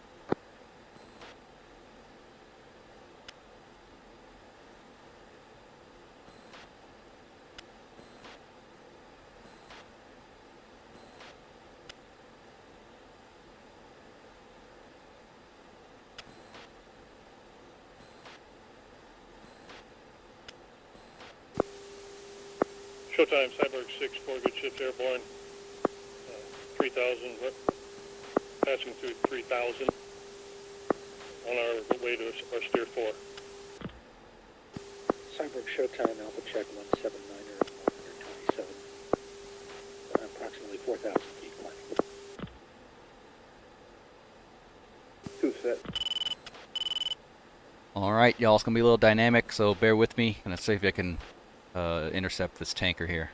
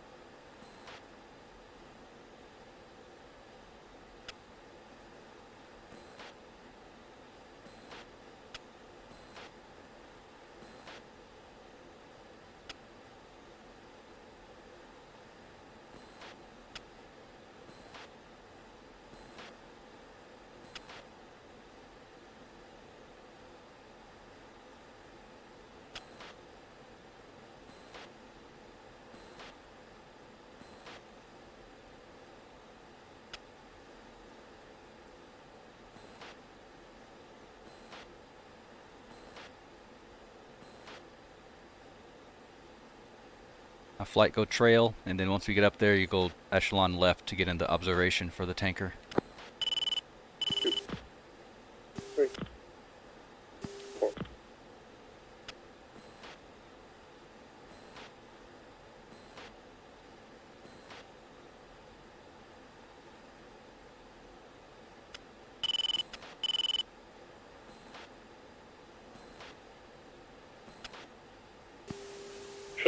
Showtime, Cyberg 6 picture. Cyborg 6, showtime, picture 2 groups, range split, 15 miles. Southern group, bullseye 256, 66, 25,000, track southeast, 2 contacts, hostile. Northern group, 267, 72, bullseye, 17,000, track southeast. 4 contacts. All right, flight push uniform 13. Thank you. 2, 3, 4. Panther going to tanker.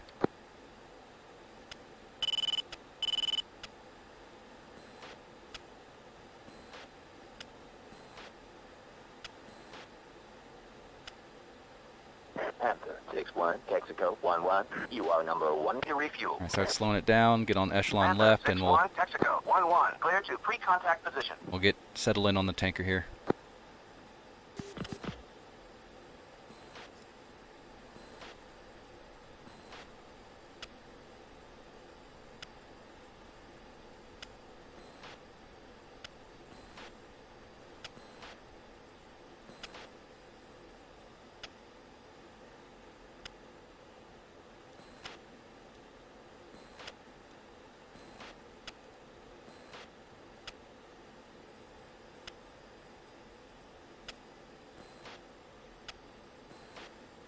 Oh, it's a star.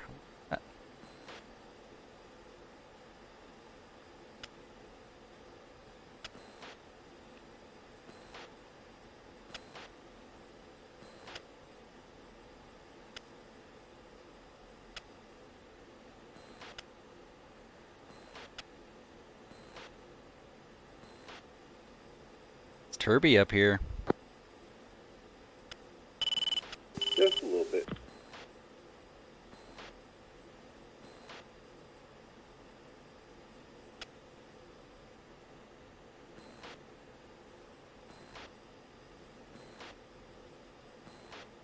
Panther 6-1, Texaco 1-1. Clear to contact position. Clear to contact position. Roger.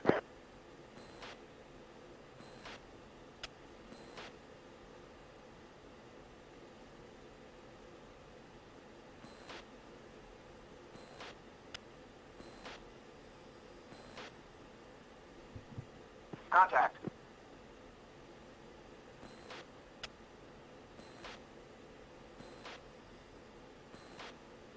Very nice.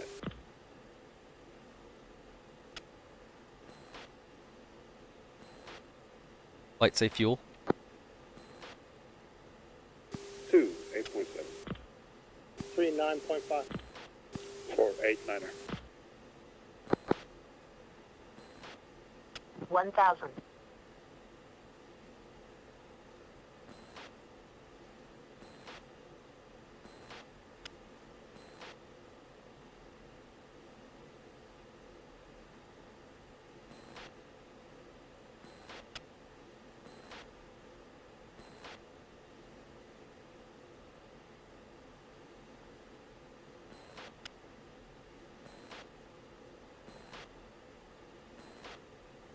$2,000.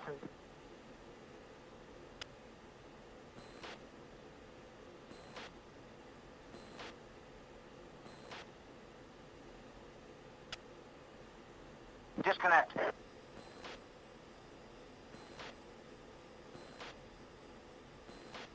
Panther 6-2, Texaco 1-1. Clear to pre-contact position. 1 off, 11-9.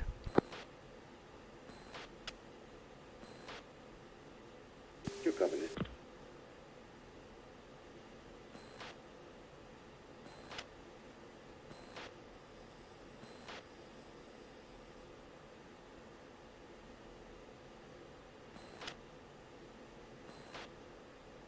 Is on station now. Cyborg.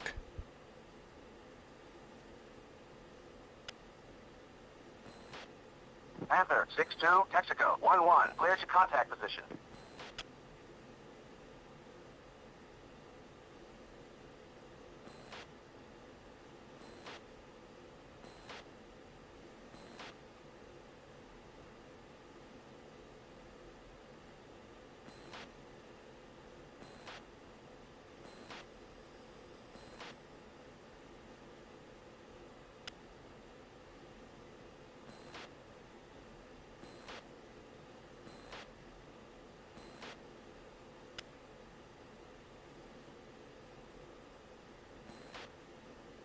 Contact.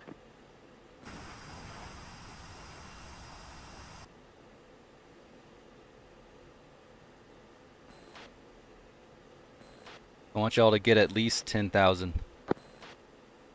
2, 3, 4.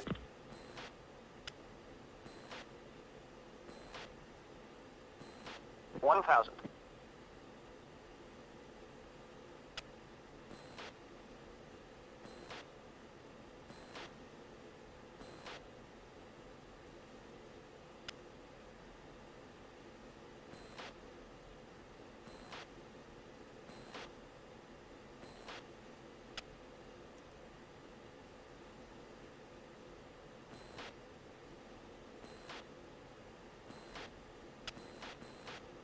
$2,000.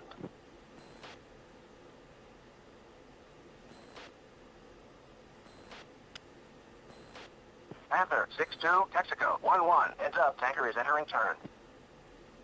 Disconnect.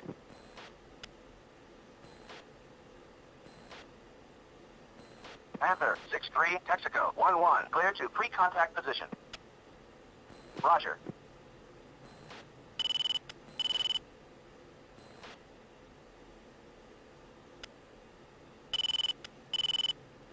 $10.6.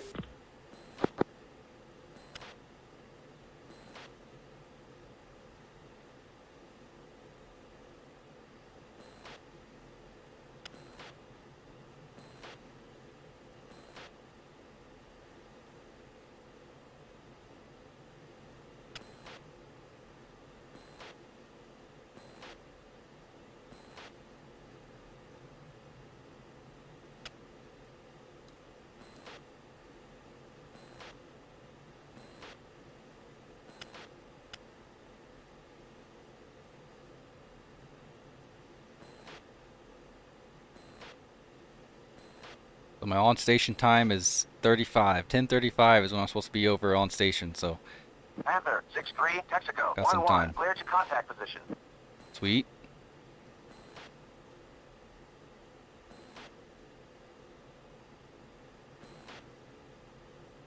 Sun's gone.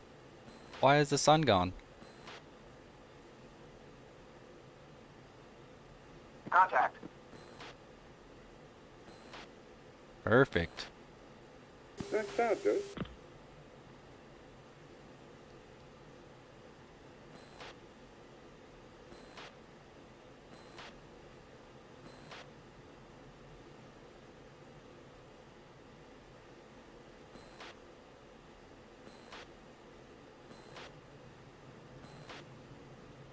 $1,000. Ew, that sounded weird.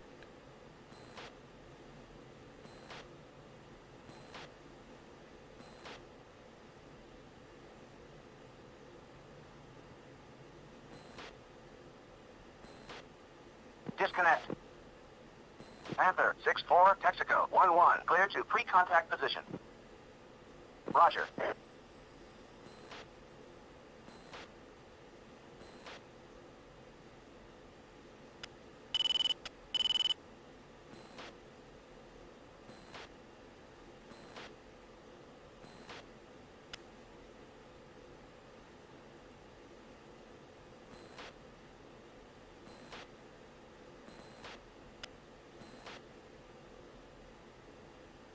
Sweet.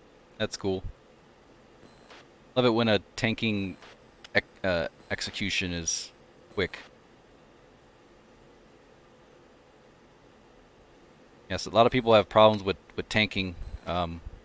Either it might be a hardware thing, this might be a nerves thing, but there's there's many things that come into play tanking. You gotta use very small increments of adjustments. You gotta always put both your stick and your throttle back to center once you're done adjusting.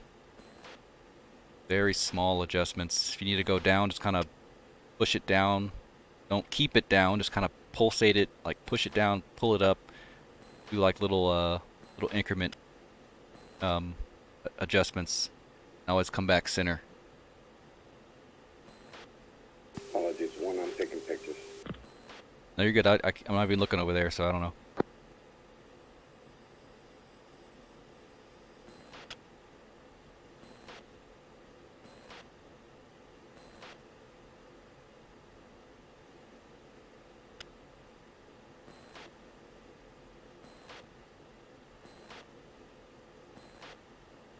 Nice.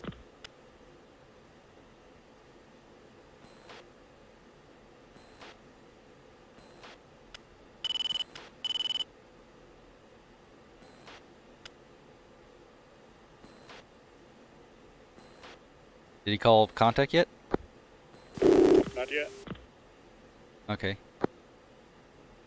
Did you open your fuel door? It's open now. It's just closed though. Panther, 6-4, Texaco, 1-1, cleared to contact position.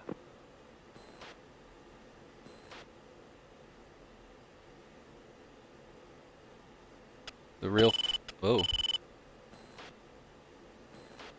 The F-16 stick, yeah. So it proves that it could be either hardware or the personnel. Sometimes it's hardware. Like, really it is sometimes hardware, so it just depends on the stuff that everyone's using.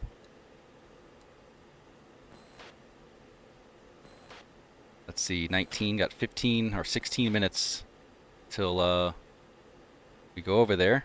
Or are there, not go over there, but till we are on station.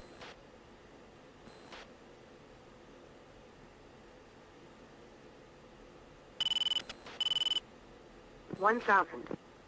Damn, it's kind of hard to take pictures and fly at the same time. Yeah.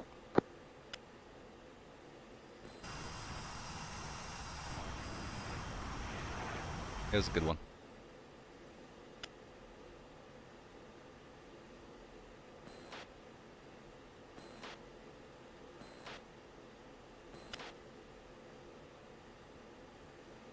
Jersey, make a hole. 2,000. Alright, one's gonna monitor 14.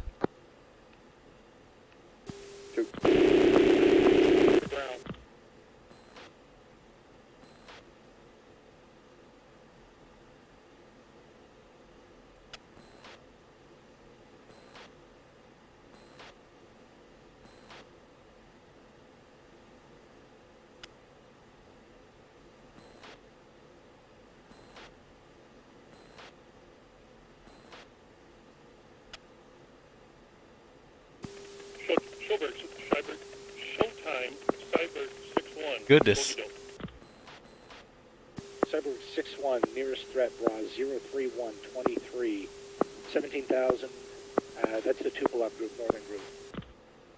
Oh yeah, they got the bombers first and it gets incrementally harder. Showtime, additional group, Bullseye 228, 71, 21,000, hot, hostile, 4 contacts, print, flogger. Thank you. Alright, flight, we're going to go up and over the tanker. Make sure you say done. We're going to go up and then make a left turn over the tanker.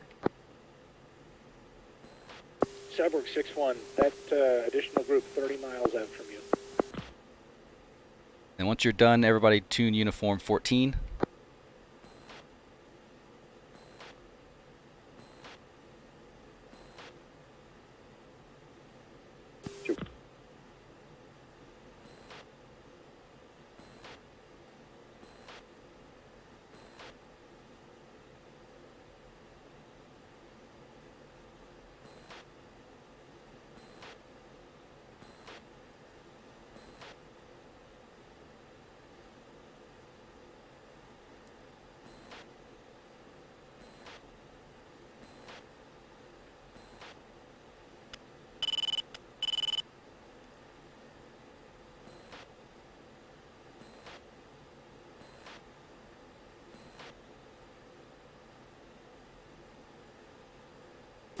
Cyborg 6-3, range 35 miles, additional group.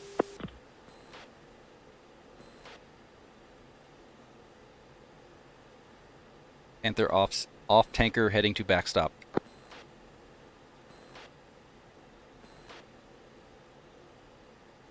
Panther Showtime, welcome back. Go ahead. I think we're a little late. No, our on time is 35, so we're really early, so it's good. Copy that.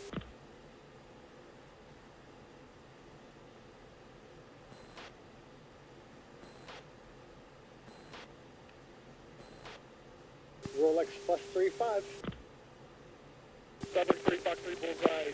All right, reference steer point 8. Correction, steer point 9. Cyborg 6-1, Fox 3, MiG-23. We're about 3 minutes, or yeah, 5 minutes late. So yeah, I was doing steer point 8. So let's kind of go Buster.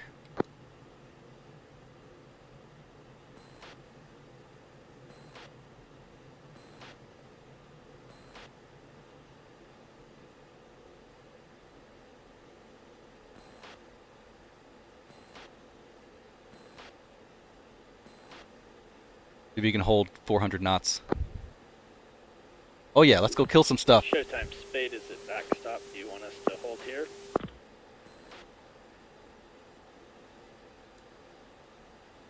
Spade, are you ready to take your station?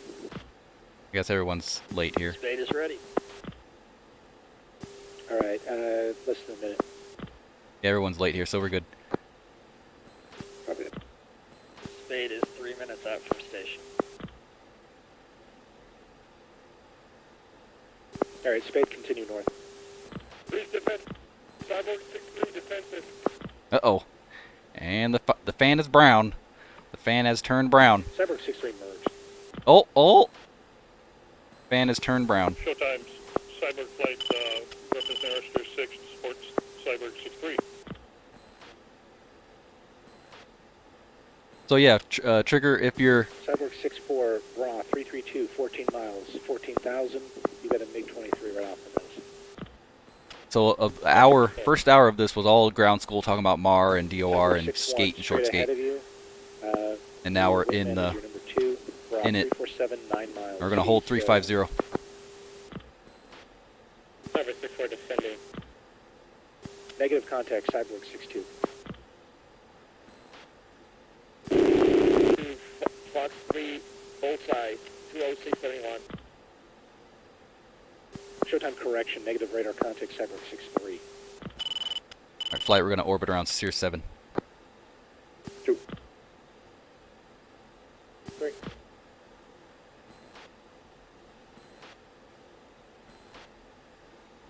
Alright, let's offset to kind of gain this time since everybody's late. Let's go trail. Turn left, heading 300. We could use a blouse here.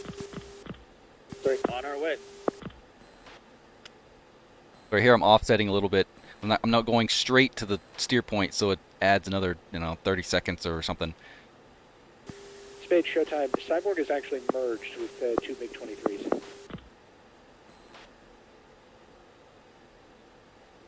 Spade copies. Showtime Cyborg, we're referencing our Steer 4.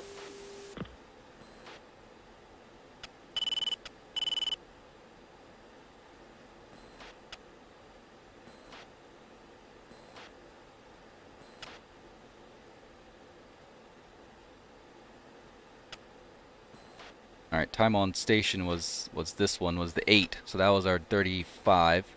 So we are early, and then the actual up there is over there. So yeah, we're still good. 3 minutes early. Showtime, Space 6-4, be advised, I believe 1 is down. We're currently 2 ships. Oh no, mailman.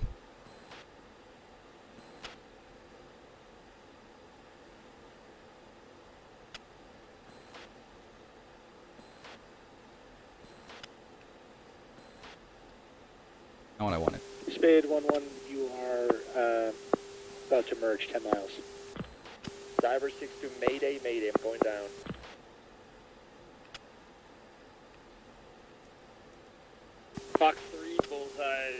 201, 111.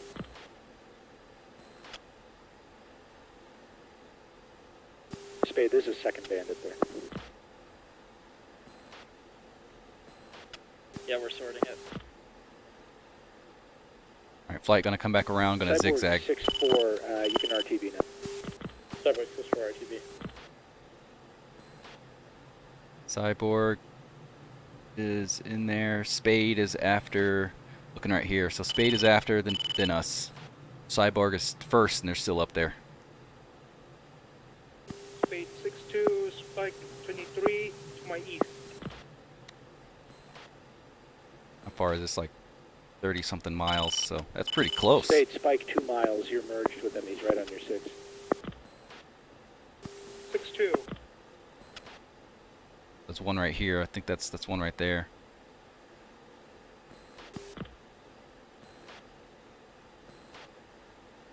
All right, flight fence in. Lead is 10.3. 2 fence in at Buddy Spike 9.8. Spike 199123.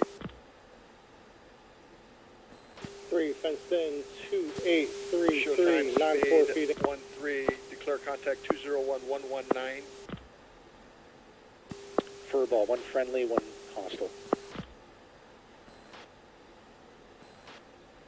Skipping. Ooh, skipping. So yeah, skipping is when you're skipping whatever you're targeted and you go to something else. That's what skipping, obviously. Showtime. But it's a brevity. The group. Bullseye 20369. 203. 12,000. Track south. 69. 4 contacts. Heavy. Print. Flogger. It's up there.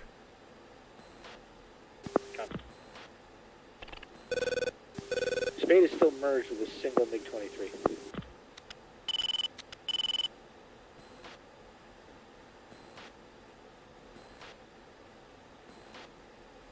Yeah, this 23 is doing a really good job hiding.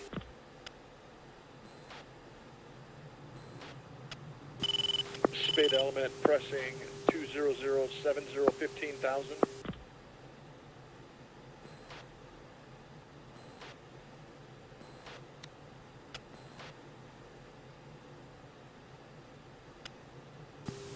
But SA-10 north.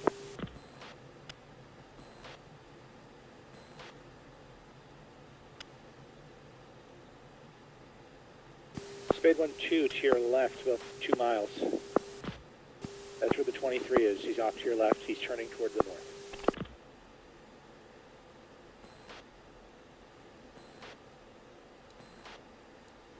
Spade 1-1, you should take evasive maneuvers. That MiG is coming in for you.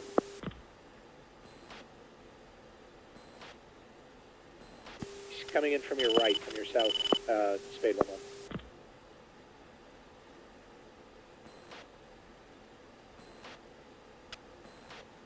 Fox 3201117. Alright, they got 5 minutes of playtime, technically. So it's lots of green over there, so.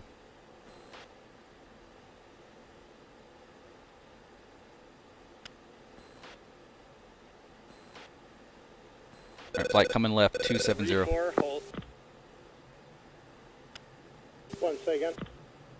Left, 270. Sorry.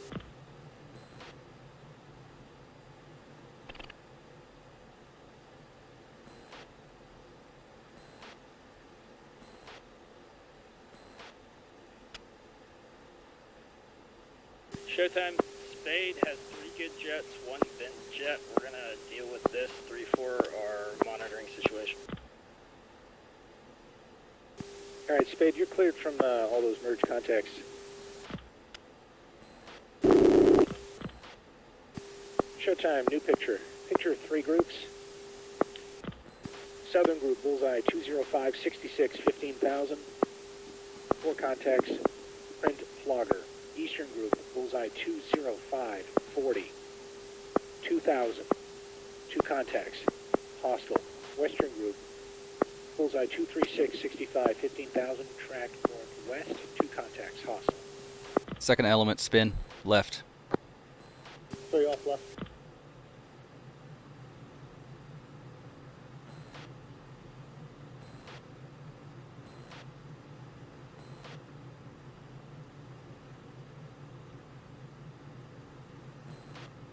Alright, 2, I got chevrons, 20794. 2 copy. And spades. 2, music on. Showtime, can you vector my number 2 back to home plate?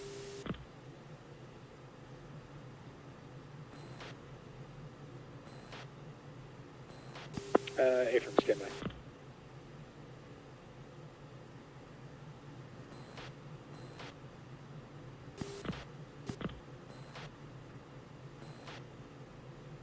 Cyborg 6-4, switching approach, good luck guys.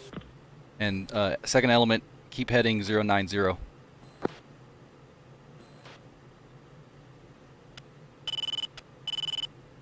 Spade 1-2, showtime, turn 090. You have 34 miles until you get to home plate. Spade 1-2. Spade 1-3, southern group, recommend you target it, bra 036, 30 miles. You have 15,000. It's 4 ship heavy.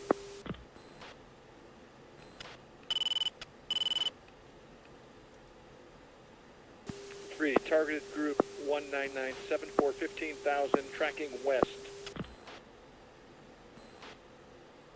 Data. 3090. Yeah, I see it too. It's probably at the Eastern group is Bent Bird. turning north.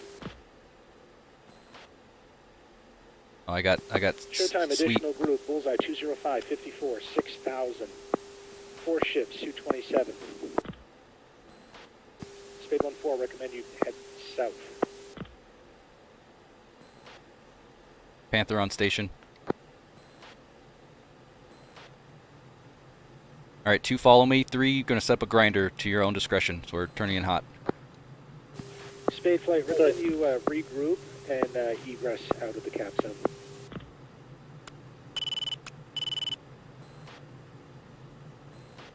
Four. Let's head south for a couple miles. Panther, we're going to need you in about 30 seconds. On station hot. 2, kick out to the left. Copy that. 3-4 radio check. What side are you on?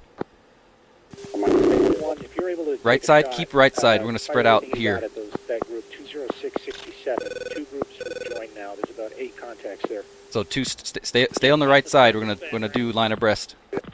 Spade 1-3 and Spade 1-4, showtime, you guys can RTV, head directly southeast. Panther, showtime, flow north, you're up. A firm, targeted bullseye 20671, 4 ship. Got about 5 more miles for No clean line of fire. There's a friendly in front of us. Spade 1-3 and Spade 1-4, turn southeast now. Spade element. 2, we're gonna crank left. When we shoot, crank left. Angels 19. Negative, that's friendly. Copy that, got him. 4 times Fox 3, 208, 77, out Winchester. Alright, 2 seems like it's a 4, so try to get the trailers if you can. 2 copy. Alright, let's turn back in hot.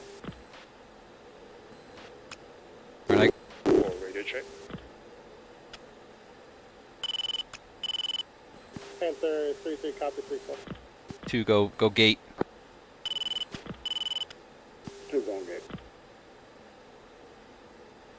Showtime, picture 3 groups. Southern group, bullseye 204, 81, 17,000, launched on by Spade 1-1.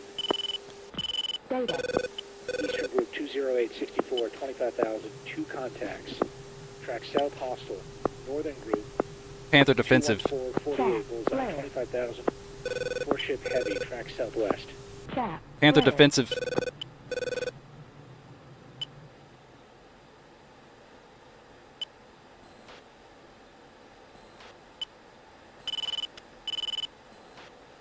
That might have been a friendly missile. Copy that. Yeah, 2, we're coming off. 3, 4, you're up. Copy that. Confirming all. Clear, bullseye 20190, Angels 17. 201, 89, 17,000, hostile, Su-27. Additional group 200, 100, friendly. Alright, 4, we're 44 miles, we're clear to launch at 30. Speed 62, vector for base plate. Speed 12, Brown 118, 7 miles. You should see it visually. 62.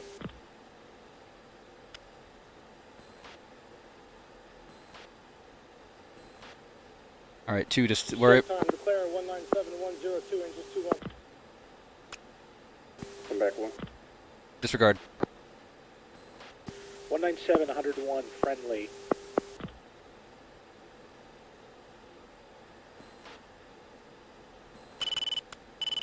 Spike 30 and Panther 29. 63, you got 2 targets right away. You can shoot at 198, 100, and to the west of that, 202, 100. They're both flowing south and southwest, respectively.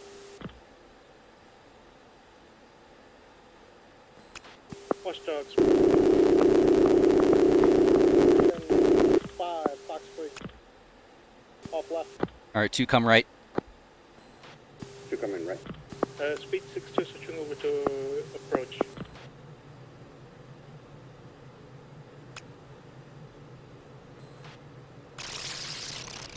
Panther, did you shoot at both? Got Spike 30.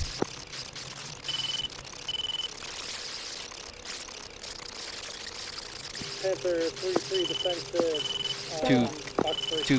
Fire if able. Fire.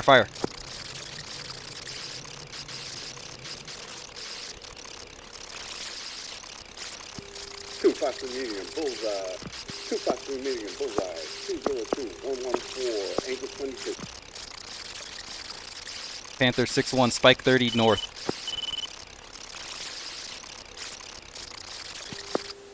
Panther Spike 027, 40 miles. All right, 2. Do what you can. Try to turn off cold. I'm turning back hot. Turn north. 1's defensive. Add her inbound. For the eastern, southern group is leaning on Spade 1-4. Spade 6-2, you're going to have to turn south. Spade 6-1, you turn north. Correction, northeast. Defending 30. 3-4, turn if able, if you're clean. 4 clean. 2, come off. Yeah, 1's defensive missile now. Spade 6-3, showtime, how copy? They just pushed approach. 1's clean, turning back. Panther, how do you read? We're still here, engaged. Showtime on guard. Spade 1-4. You are merged. You've got two bandits 6 miles behind you. 2 on guard. Spade, continue to the Hawk at the airbase. Just go in full afterburn. I got Fox 3, bullseye 201 115 26,000. Keep flowing. There's a missile going after him now. Panther, additional threat behind that one, about 5 miles. 2 defensive. Yep, defend.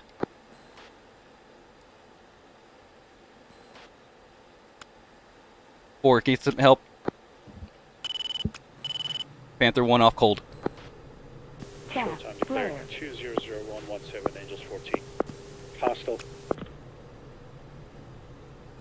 Altitude. Panther 6-4, Fox 3, 200118, Angels 15.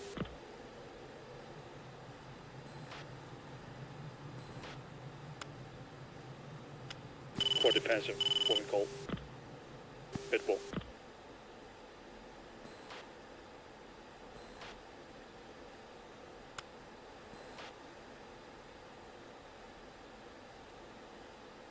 All right, first element's clean, turning back.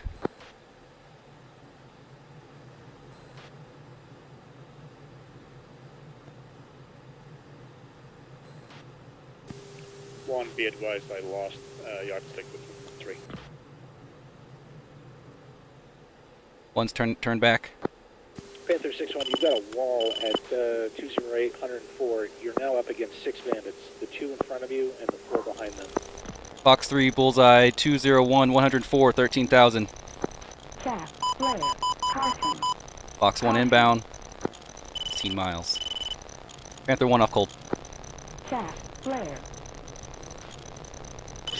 Panther 6-2, fire as much as you can at that wall of 4. Copy that. 2 copy. Panther 6-4 turning it hot.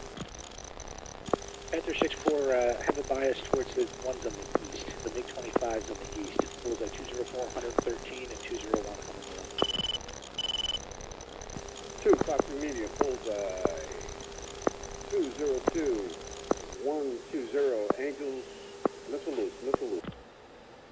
Able drop bags. Panther 6-2, break south now. Turn south. One's coming back.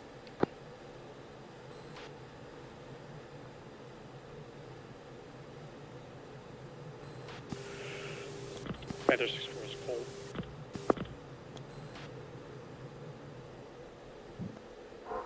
Fox 3 bullseyes 206, 23, 21,000. 2 come off. Coming off.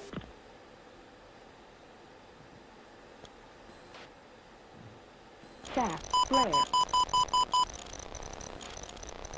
Pitbull that target.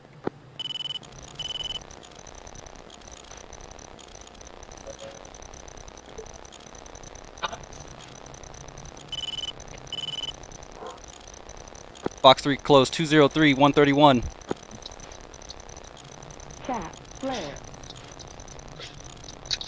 Altitude. Off cold. Altitude.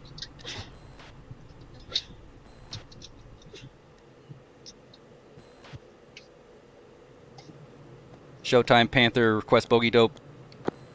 Panther, you are merged. It is 2 versus 4. 4 if able, turn cold, turn hot. Panther 6-4 turning hot. 2 keep cold. Panther 6-4, your nearest threat is behind you 10 miles. I wouldn't really turn much.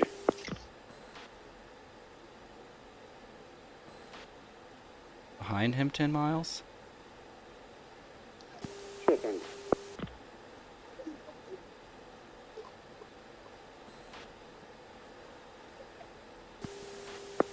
Or you got him?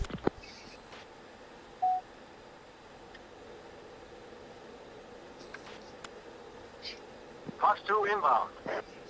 Chaff, flare. Or he's right behind you. 4 not Joey. Go to the deck. Fox 3 close in the fur ball.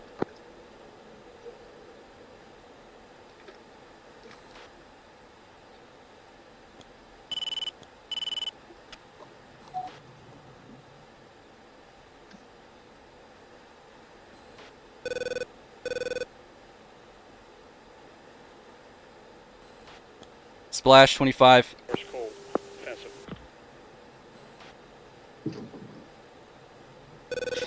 Two status.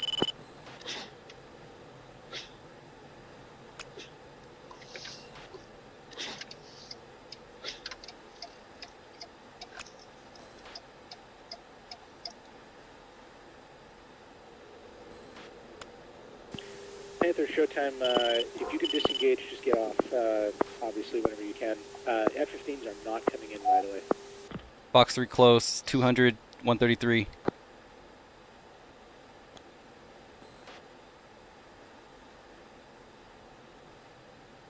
Two status.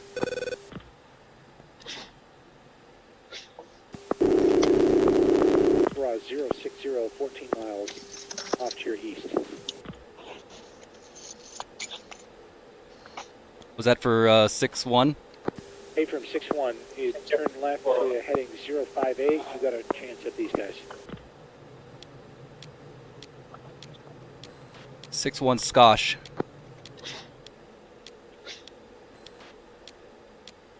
Two status, or 4 status. Force 202, 141, Angels 3, hot. Come back east, we're heading out of here. 4. Bingo. Bingo. 4 flew east. Showtime Panther request bogey dope for Me and my number 4. Panther is sandwich. Raw to the east, 069, 10 miles. He's flowing cold. North, 10 miles, also flowing cold. And 293, also flowing cold. Copy, got the east one.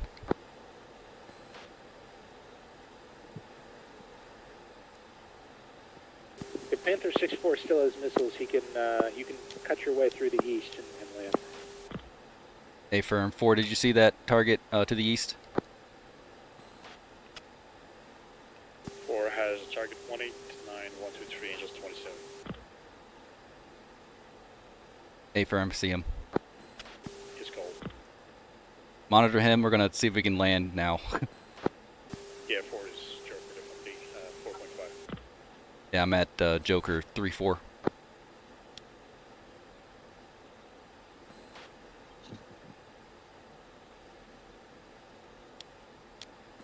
Panther Flight, this might be your opportunity to flow east now. The eastern contact is north, the northern contact is north. Copy, going straight east.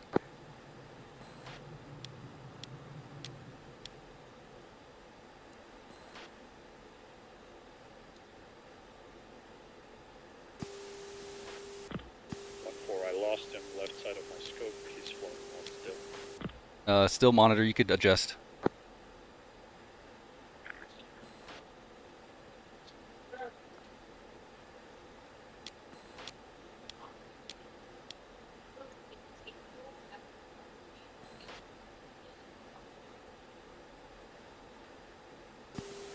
Four, 1-4 negative. He's on 4 side now. Copy. Showtime, Panther. Seems like they're all north. We're gonna head back to steer 1. Let me know if they're hot or something.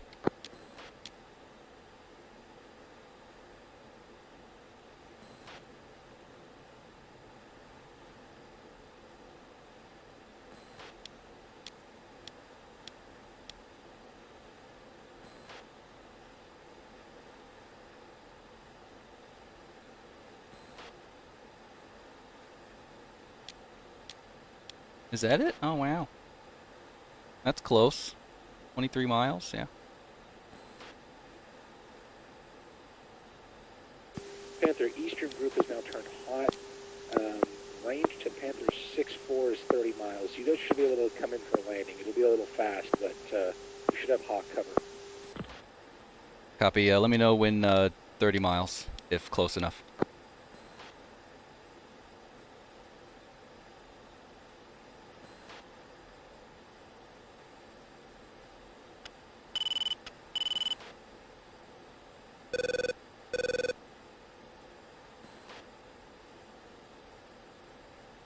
Do a combat approach.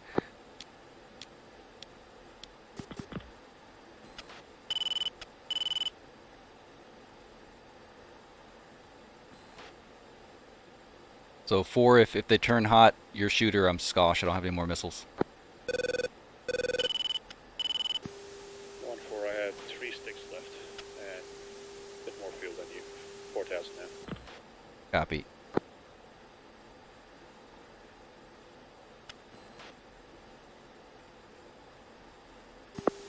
Panther, you should be clear. All the enemy jets are flowing. Copy all.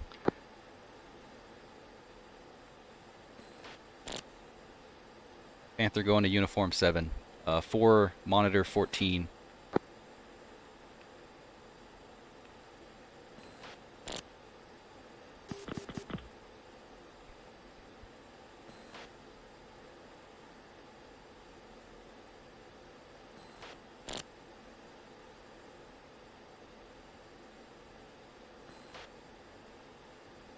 Good evening, Panther 6-1, in a sound approach. Continue inbound, a straight-in approach. Runway 18, welcome back.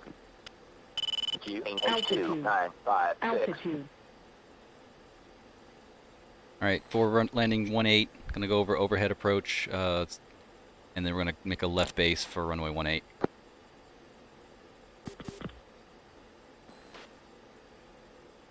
Spade 1-1. Execute missed approach. Clearance canceled. Vector 265. Contact approach for resequencing. Kunsan traffic. Panther 6-1. Flight of 2 overhead.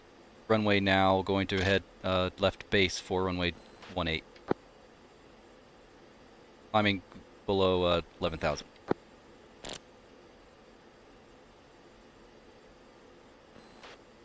Or descending through 11,000.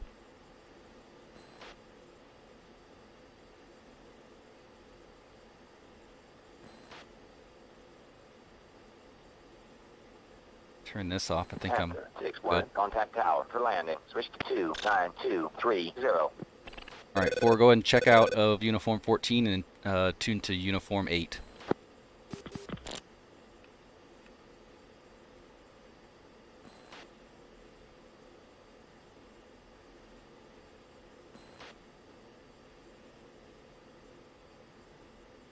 Panther 6-1, Kunsan Tower. Continue inbound for runway 18. Report on final. Panther 6-1 on an upwind, runway 18, 5,000, 6 miles to the east. Spade 1-1, Kunsan Tower. Next time, get clearance before landing.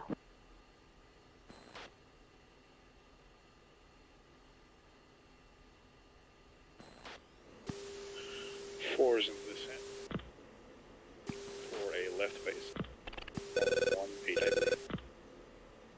Copy. I'm on a left base now, 7 miles.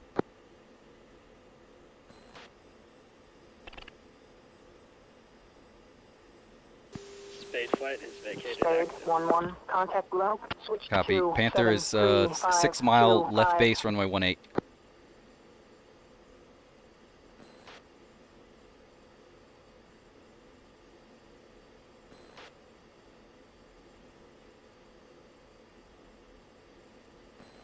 Panther 6-4, Kunsan Tower. Continue inbound for runway 18. Report on final.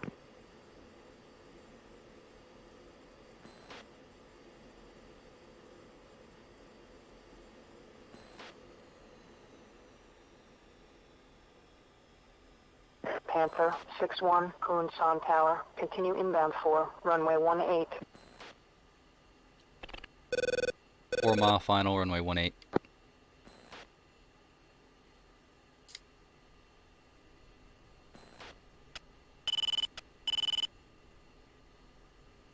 Oh, sweating. 4 is on a wide left base runway 18. 10 miles out. You have the runway in sight? Panther 6-1, Kunsan Tower. Wing 190 at 5 knots. Runway 18. Cleared for landing. Check gear down.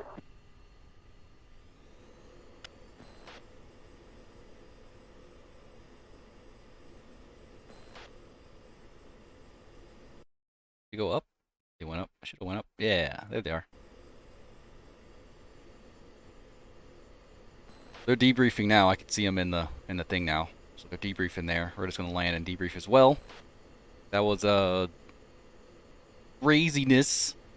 That was complete insanity. What's my fuel? 3,000. Okay. That was complete insanity. A little low here. A little bump of throttle.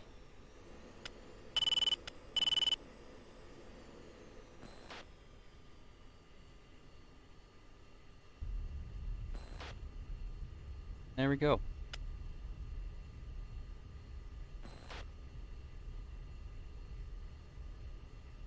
%, insanity. Wheels down, taxing to the end.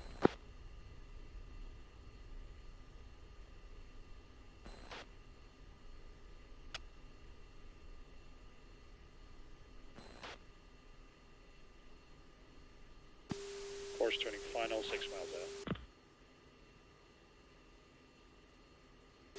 Runway 18. Off at Bravo.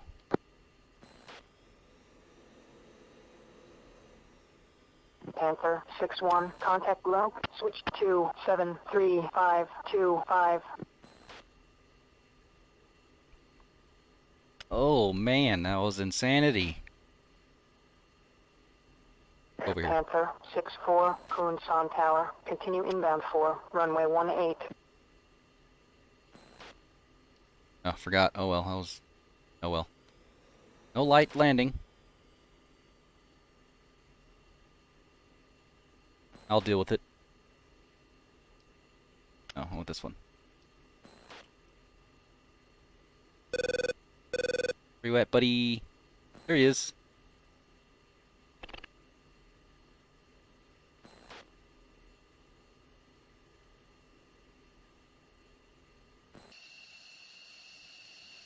What the heck is happening? Oh. 6-4, Kunsan Tower. Wing 190 at 4 knots. Runway 18. Cleared for landing. Check gear down. Fast. Oh. We're fast. Where's he at? Where'd he go? When I saw him. Oh.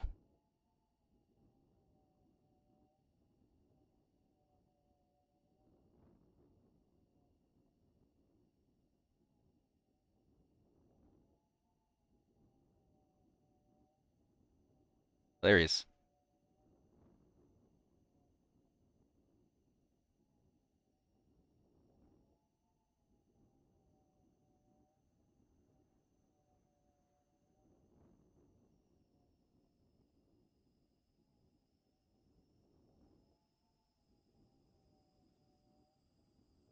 What the heck happened? Aw.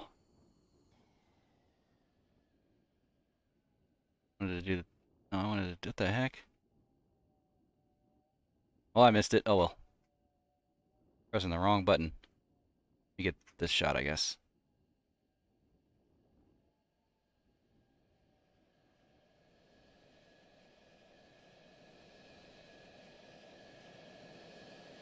That's pretty neat.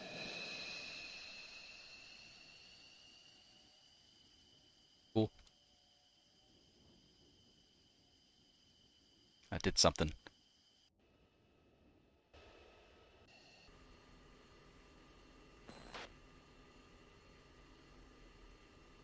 Alright, exit when you can and see you in debrief. 4's off at Bravo. Oh! My neck, my back, my arm, my toes, my arms. I said arms.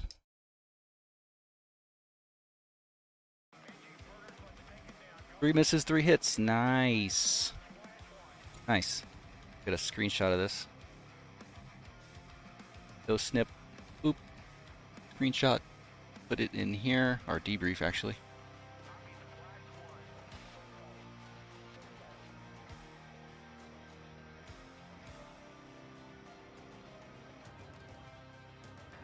Two misses. 1 miss. 25. Yeah, these things were hot and heavy. Alright. Get out of this and it crashes. That's cool, I guess.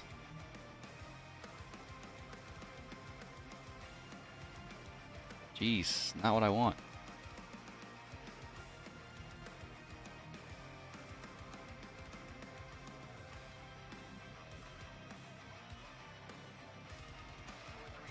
Oh no! I went bitch, back home. I took that MiG home with me, thank you very much, and then I ran him away. Like he does with every woman. Ayo. I think I was the last one I out. get the joke now. Mr. Prime, Yes. are you able to upload your Acme? Yeah, I'm gonna I live would stream like it. to use it. I'm gonna stream it. Oh, or that. I'm gonna get all my stuff together here. Data camp. Oh, go back. Campaign. Wait, out of all of our people, 4 people got kills. That's interesting. Yeah, that was According insanity. to Prom's final scorecard there. Or Yeah. That's Prom's- usually how it is. Most of the kills come from a minority of pilots. Yeah. It's 3, 3, 3, and 1. It's like the 80-20 rule in life. Yep. Not what I want. Where the fuck is the user folder? Bravo BVR. That's what I want. All right. Yeah. All right. Yeah. I'm uploading it or about to upload it. Thank you. And I think since you guys boosted the server to like level 50 million, you can probably just drop it right in Yeah, the debrief to directly. like 50 million. Yeah, that's about I right. think we have the 50 meg upload. Yeah. So as long as you have it, I think isn't it automatically saved now? Yeah, it automatically saves. My game crashed the moment I Zips, I mean. got out-ish. Well, I looked at that and I pressed back and it crashed. Oh. 29 megs. All right, I got it live here. So if you want to download it and go have your own thing, go ahead and download that. And then you can put the INI file in there. So we'll just start with the first people who was up there first. Cyborg. Yeah, go ahead and download that and go through your little thing there. Let me close mine. A lot easier to just do each one. You can load an INI in Tacview. Yeah, just drag it in there. Oh. Today I learned. Yeah, learned someone told me that, and I was something like, "What?" Yeah, I seen Bible do it once. I was like, sweet. Changed my life.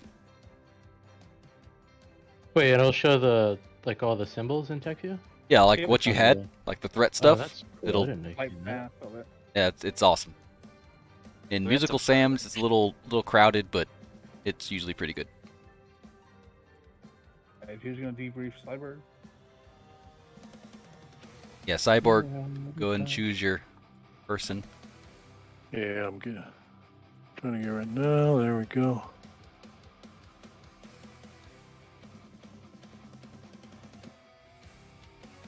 Oof. Okay, who's Prime? Are you hosting us or who's hosting us? No, you just live stream it. We don't. Hosting Okay, is okay. dime a dozen for people. Okay. Let me get it going here then. It didn't auto record. Yes, it did. It just zipped it. Yeah, it zips it now automatically. I did not know that. Okay, here's Cyborg. Aha. And oh. Is that what you're thinking, Prime? Yeah, just go ahead and go through your little your section. We before we even took off, here, I'll just get us off the ground. But before we even took off, I said, because we didn't take off. I can't remember. Well, here we go. It was like 10:03 or something, and we need to be on station by 10:15. So I said, straight to steer 4. We're going straight to steer 4 for now. Makes sense. So that's what we start doing here. Let me know if you want something done here. Let me get a little closer. This stream's gonna be long. So we're going to steer 4 and. I'll put chapters in later on. And all that sort of Make thing. sure you come back and I'm telling. Make sure you come back and watch the video. I'll put chapters in later on tonight. Yeah, I wanted us to be separated by elements, and each element be run in line abreast. And I tell, so we're going along here, and then we're right about here, 10:10, 10:11. I'm thinking this is getting a little close to our, where we're supposed to be on station. So I tell everybody, let's go to steer 5. To me, that's on station. When we get to steer 5, we'll be on station. Looking at my, the time, number key 5, and you can see your ETA and all that. And we'll be like a minute early, a minute and a half early. It'll be perfect. And to steer 5. So we're heading to steer 5, and I don't know where in here, of course, but I'm contacting Showtime, trying to get a picture, and already we have people in our quadrant, if you will. They're a ways away, but I already figured out as soon as we get to steer 5, we're going to be busy, and if not sooner, and so we're going. Oh, here's that left arena crap. I don't know what that's about. Slows everything down. But let me just do it this way then. So now's right. I think that's right when we're starting to head to steer 5. Right there, we start heading a little more north, and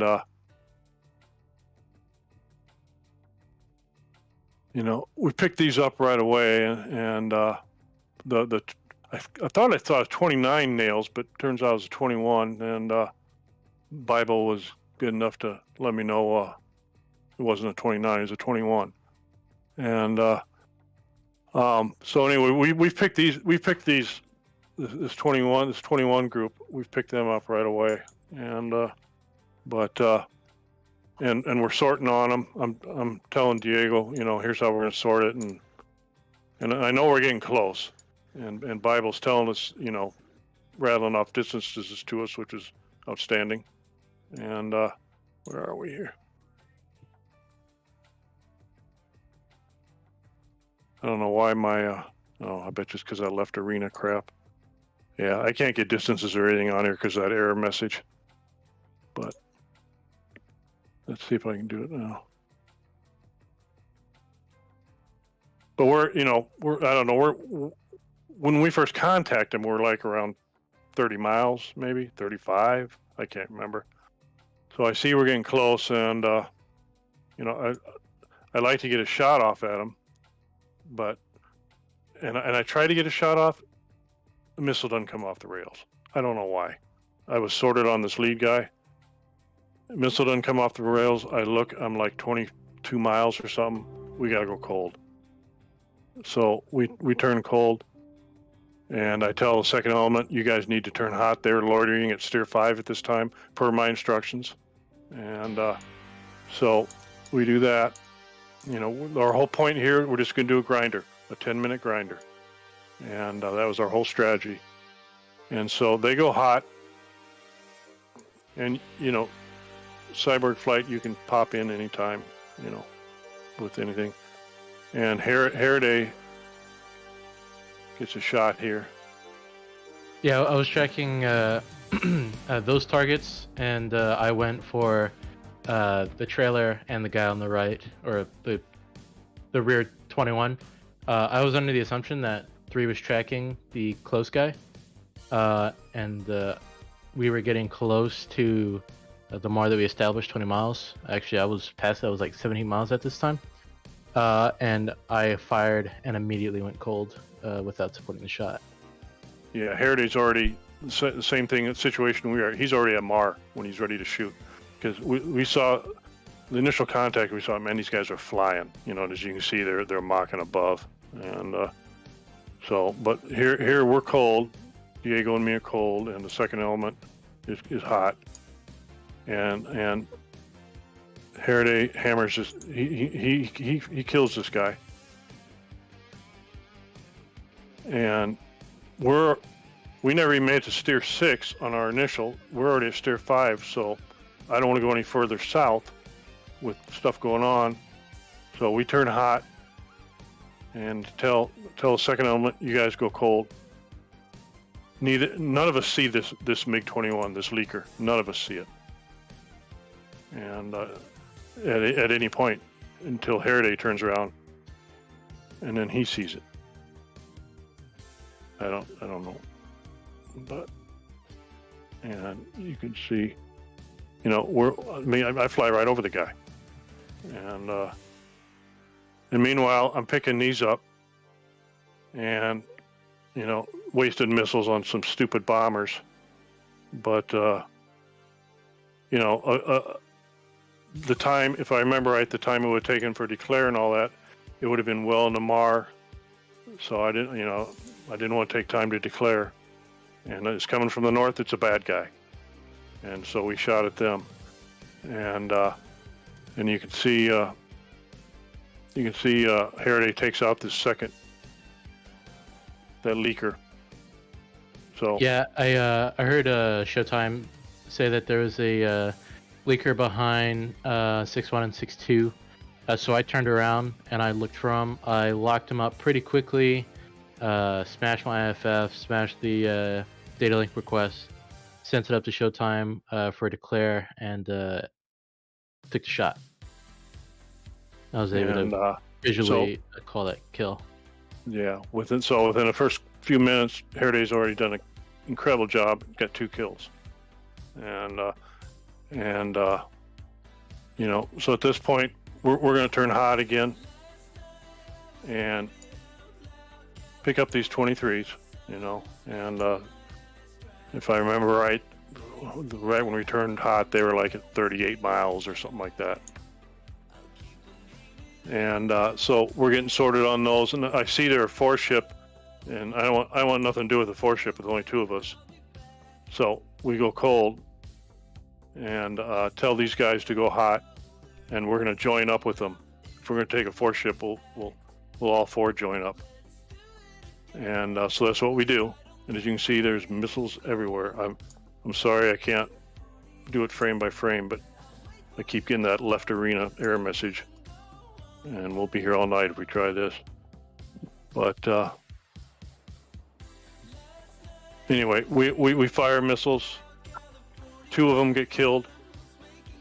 I think I killed 1, and I'm not sure who got the other one. And they're firing missiles at us. I got the other one. Okay. And you know, it's a real ball there. And you know, Mar, we're trying, we all know we're right at Mar or even a little bit less. So shoot the missile and get out of here. And it's one of those things, we couldn't keep going south. You know, as fast as they were coming at us, we had to turn to engage whether we wanted to or not, in my view. And so we did. And then at this point, a little bit before, you can see Gump's been hit here. You know, he calls, he's defensive. And if things would have been perfect world, we would have kept going cold here. But if I hear someone's defensive, to me, the rules are gone. We have to support the guy. And, you know, especially when I knew that there was 4 23s at one time. So I tell the flight, turn hot, we gotta go support Gump. And, you know, I don't care if we, you know, if we're 10 miles away from him, I don't care. We gotta go support Gump. And so we do that, and and then, you know, I'm asking Gump, what's your status? And, you know, at this time I see, well, he's dead because he's not responding. And never see this guy, right off my nose, never see him. Like you never see him, like radar, or you don't? Do you have a RWR? No. Yeah, no, I none of that stuff. Okay. You know, I see this guy, you know, off my lift line there to the left. Yeah. There. I see him, and I lock him up. But at this point I'm heading south, and I got a guy locked up, and I go, is that a bad guy or not? I don't know. You know, the IFF isn't coming back. Yeah. But that's, you know, I'm not going to shoot on that. Yep. And you know, he's like 10 miles away, 5-10 miles away. Visually, TGP, it's not doing anything for me. And if I do a declare, I'm going to be dead by the time that gets sorted out. Yeah, you got to do your own little thing there. Yeah, so I figured I don't want to shoot at him for what I've already said. I tell the whole flight here, steer 4, burner, get the hell out of here. And you know, and I call Spade and say, we need a delouse. Yep. And unfortunately, Diego and I don't make it. And I knew we were locked up here, but I'm watching Spade. I'm going, man, a couple more seconds and we'll be all right. And we didn't quite make it. That's in a short and sweet story. You know, I guess we could have turned back to engage these guys, but yeah, this is like a worst case scenario. Like you have waves, right, 5-10 miles behind each other. Like this like really worst case scenario. So if you guys need to go, we're just gonna go through everybody here. But if you need to type an ping whatever, so go into the debrief and type whatever you want to put in there. Try to get like little bullets, like what you need to work on, what you did well, like just like different things like that. If you guys need to go, but we're gonna see if we can go over each one. Yeah, my plan here was to join in with Spade, and but you know it never happened, of course. So yeah, it's super. I think one thing we should have done differently, Millman, is after the first engagement, the distances between our hot and cold legs were already like entirely condensed, but from like I think it was either 20 or 10 miles to like 5 miles. So I think at that point, before the second engagement, when you were pressing and we were cold, I think at that point we should have just called for the delouse from the back cap and just reset and either we take the back cap and get delouse from them, or they take it and then we just switch from there. Yeah, no, I agree. I actually thought about that a little bit, but it's like, we gotta make our 10 minutes. I don't remember who said it, but there was some general who said retreat early, retreat often. I take it to heart. Right. No, I appreciate it, Harity. Yeah, Gump and Diego. If you got something to say, go ahead. Could you say that again about the early? Never mind, sorry, man. All good.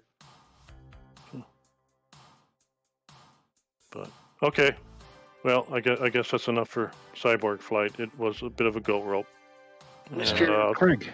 I'll take responsibility for it. But well, it wasn't so just to make it clear, I don't think the mission went poorly because of just one flight. I do understand though, like the concept of cascading errors, right? When one flight, if the first one has a problem, then the second one has to deal with that. So I understand if you're going from that perspective, but every flight from GCI perspective was doing things that, if we corrected, would be massive in terms of the benefits that we'd reap from it. And to be honest, I mean, I think as everyone was getting overwhelmed, there wasn't much I could do, and so I just stopped giving updates because, for like 5 minutes, a flight is trapped in a sandwich in a merge and everything. So it's like, okay. Do you really want to hear about the guys 40 miles away? Yeah, not really. Yep. Yeah, right. No, I appreciate it, Bible. But I do think all of us could, as collectively, could stand to improve. So I wouldn't take it too harshly that way. I would just take it like this is why we're doing this. And we're going to run this again on Thursday, hopefully, and all the things will be improved. Yeah. Yep, it's like literally a worst case scenario. It was an intense mission, no doubt about it. Oh yeah. Fucker factored 10,000. Yeah. Old Craig. Yep. You have the floor. Cool. Well, we took off. Maybe gonna spin this bullshit. No, sorry. Fuck. I like how he's just like completely flying in the water. Like he doesn't care what map he loads. Oh yeah. Dude, this is Korea. Open Korea, and I'm not gonna do it because it doesn't change anything. But it just puts me in the water. It doesn't load. It's not loading a landmass. So anyway, well, we take off. We fly some. This is where shit's getting bad. Yep. At this point, we're about 2 minutes behind Carrot. We would have been on station at like 27:20 instead of the 25 that we wanted. So that's on me flying a little bit slow and not realizing that I thought I was at mill power, but I was 10% below mill power. So, mistakes were made. I knew you should have used that steering wheel. Dude, would have been better. So at this point, we can kind of see like we're getting called and asked for a delouse, and I'm kind of looking behind you guys, and I'm like, there's nobody behind you. And then Bible Clinger chimes in. He's like, oh, they're merged, and it's that is fuck. Okay, let's see what happens. So we kind of come in. I think at this point I call spin for 1 and 2. 4 crosses under me, and I watch Cyborg 6-2 die in front of me. It was very sad.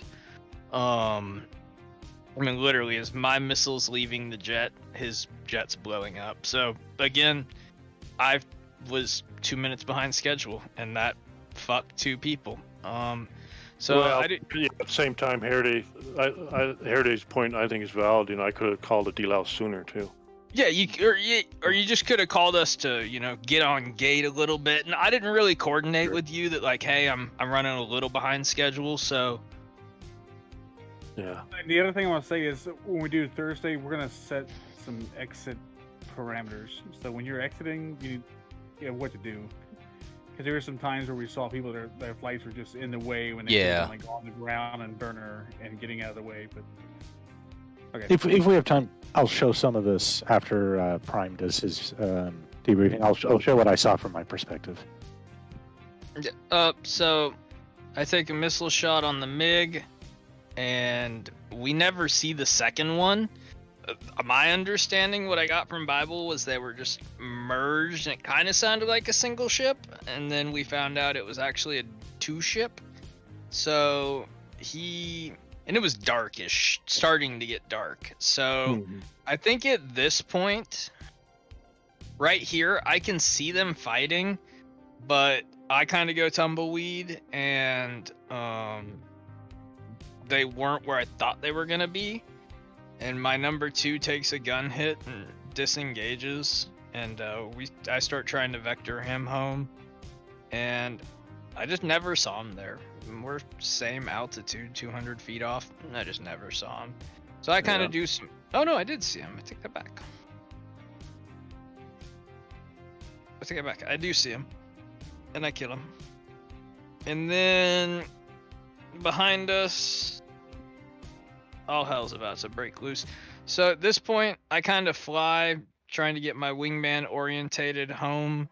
Eventually somebody reminds me that we have an awesome GCI that I can just get directions from. So I have 3, 4 kind of doing a cap. 4, I don't know what the fuck you're doing, but I don't approve of that. My game had crashed. Oh, that's what. Okay, that makes more sense. I heard. That's why he teleported. My game crashed. away. My entire computer crashed. I saw the teleportation, and all of a sudden it's just like, you're not where you should be. like the radar showed like it was like the Bermuda Triangle or something. Like you just were like 40 miles somewhere else. Okay, well, I heard AI chime in, like, hey, I've got a shot, like, can I shoot? And I'm like, why the fuck do I hear AI? I didn't realize my 4 had disconnected. Because I kept asking, 3, 4, are you good? And only 3 was replying, and I'm like, okay, 4, you can use your microphone, it's okay. So... Holy mackerel, look at all that. Yeah, so at this point, Bible's told you guys to turn the fuck around. Just go home at this point. He calls Prime and says, hey, I'm gonna need you in 30 seconds. I hit some burner, and I just throw everything I have at them. You guys are a little slow. It's been a little while, and I called gate burner, and we're only at Mach 1. We could maybe be a little bit faster next time. But I throw a bunch of AMRAAMs. I get 1 kill. Now this is where things get fun. Number 4 is back there defending missiles like crazy and does a great job of it. Very thankfully, let's reorientate this. Something happens here. Aha! They stopped caring about you, number 4. You should be dead. There is no reason you survive Good. this. They just closed their eyes. They Top Gunned. Yeah. They stopped paying attention to you, buddy. You should be dead. I'm sorry. They deemed you not a threat anymore. They're like, meh. Yeah, they're I like, this realized- pilot. Yeah, Well- Panther was the big deal. Yeah, oh no, Panther's the big deal. Yeah, But plot like, armor. I mean, shit. They could have thrown 1 more missile at you. What the fuck is that SU-30? Oh, They might not have had any left, to be honest. no. Oh, they had There you something. go. Oh! No, Well, that's partly my fault. yeah, no, you're good. No, sorry. Like my kid interrupted me and I flew into the ground. Oh, well, that's No. different. Wait, who flew us into the ground? I flew into the ground. When? What? I'm lost. When did you find? Who are you? Spade 1-4? 1-3. Oh wait, 1-3 flies into the ground? Really? I was in the middle of a bunch of shit, and my kid comes up to me, and he's looking for snacks and snack food and shit, and I'm trying to talk to him and tell him I'll be there in 1 second, and then I lost orientation, and I flew into the ground. That's not what the tape says. I'm confused. Anyway. Yeah, okay. Yeah, it says you land here. He's not Spade. No, he's no, Panther. I straight flew into the ground. I definitely. Oh, he's Panther. Okay. That changes shit. Yeah, we'll Okay, go over that later. That's where Panther went. That's where Okay, I feel better about Craig Craig not knowing that happened because I'm like, how do you lose your number 3 and not know? I was parked beside him on the ramp after landing. Like, I was what do having you whole mean, conversations Ray? with you. How much hallucinogens have I done tonight? This reminds me of a text message debacle where two people are texting each other. This guy's texting and his mother is saying, you got to come home and watch your sister. And he's like, Mom, I don't have a sister. What are you talking about? And they're going like absolutely crazy. Like, are you on drugs? It's like, no. I'm like, what's going to tell me what drugs you're on? How do you not know you have a sister? So long story short, he had his friend's phone. Oh, jeez. Oh, wow. So... SU-30s, yeehaw. Yeah, so I throw AMRAAMs at them. They just stopped caring about you. We kind of run away. And these MiG-29s are chasing you, and I had gas, so I was kind of like, okay. And I kind of chase them off you guys. I don't know why. They kind of stopped doing very much as far as we had a little BFM, but like the dude kind of just flies straight and level throwing chaff and flare. The AI act really fucking weird here. They just Notice that the missiles weren't firing from the Hawk site. Yeah, what else is new? Yeah, that's another thing. But like the AI just fucking they don't do anything. He just literally flies straight and level, and I can't shoot him down because it's nighttime. That's what the military, they're used to that. It's like, man. Right? He's just like, I don't care about you. I know you can't kill me. You suck. So, but I mean, like, he doesn't. We never. I'm waiting for him to like dogfight shit and stuff like that, and they just fucking fly straight and level. So, that's some BMS oddities. At that point, we all go on land, and that's the end of my debrief. Nice. All right, so now you guys left us all of that, and now we're, so gonna go over my debrief here. Yeah, we left you guys with some shit. Yeah, we had a lot of stuff. That was thank you. All right, let me go back. Back. So what we did, we're the only people that tanked. So we tanked in very good amount of time. So we took off beeline toward the tanker. Oh, this is Cyborg. That's right here. Where are we at? We're over here. You're down at the tank already. So we beeline toward the tanker, and we're tanking. And I did a pretty good job I was trying to get. Oh yeah, so Echelon. You guys know now. Echelon is everybody on one side. Yeah, I didn't know that. Sorry. Yep. So intercept, did tanker things, got some nice little pictures here. All of us did it. And then we were off. I listened to Uniform 14 about halfway through just to kind of listen in. I was listening to all the chaos and brown fans around. So we did that. I was listening. I knew that we were in trouble. So what I did to delay, instead of just going straight, I kind of went 45 degrees this way, 45 degrees that way. And then when I got really close, I started doing 90 degrees, started doing like this back and forth. So to kind of delay, give me like a second here, a second there, 30 seconds there. And it worked out pretty well. Instead of doing spins, you could just, if you want to delay your time, just kind of go off 45 degrees or whatever. And it'll delay your time on station. At this point, I think right here we fenced in. Had my 3 and 4 keep going that way and do a spin. At some point, we did 90 degrees here. So 90 degrees, had them spin that way to get separation laterally like this. And we went the other direction. So now we're separated laterally. I told them to go directly east so we could be in like a azimuth. And then we turned straight to the north, and they're behind us. I had them delay so we can get to a grinder here. I went straight north. I wasn't aware that you were on the right side, Rody. So if I in the moment, if I say kick out left, you can say I'm on the right. I'm like, okay, cool. I wasn't aware you're on the right side. It doesn't matter which side you're on. Just tell me if I say something wrong.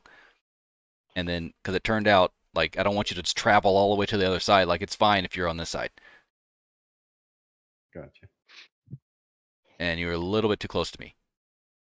But I think, yeah. So you were a little bit too, I thought you were over here, farther away. and it might have saved us from defending because I got these missiles. I got M's on my RWR, so we defended, even though they were 22 miles away. You still get M's apparently. Yeah. So I was trying to burn through. When I turned off, they were 32 miles away, and that's when I had the missile. So I was like, I'm gonna get out of here now. So I was trying to burn through. Didn't know you were down here, Rhodey. Trying to. How'd you get down there? What's happening? So you were okay. Was this when I told you to switch back? Exactly. Okay. All right. So we defended. Yeah, I could have sworn you were behind me, but anyway, you were in front of me. I came off cold, and I wasn't going to turn back around because I just had missiles at my 6. So I'm like, all right, cool. So 3, you got it.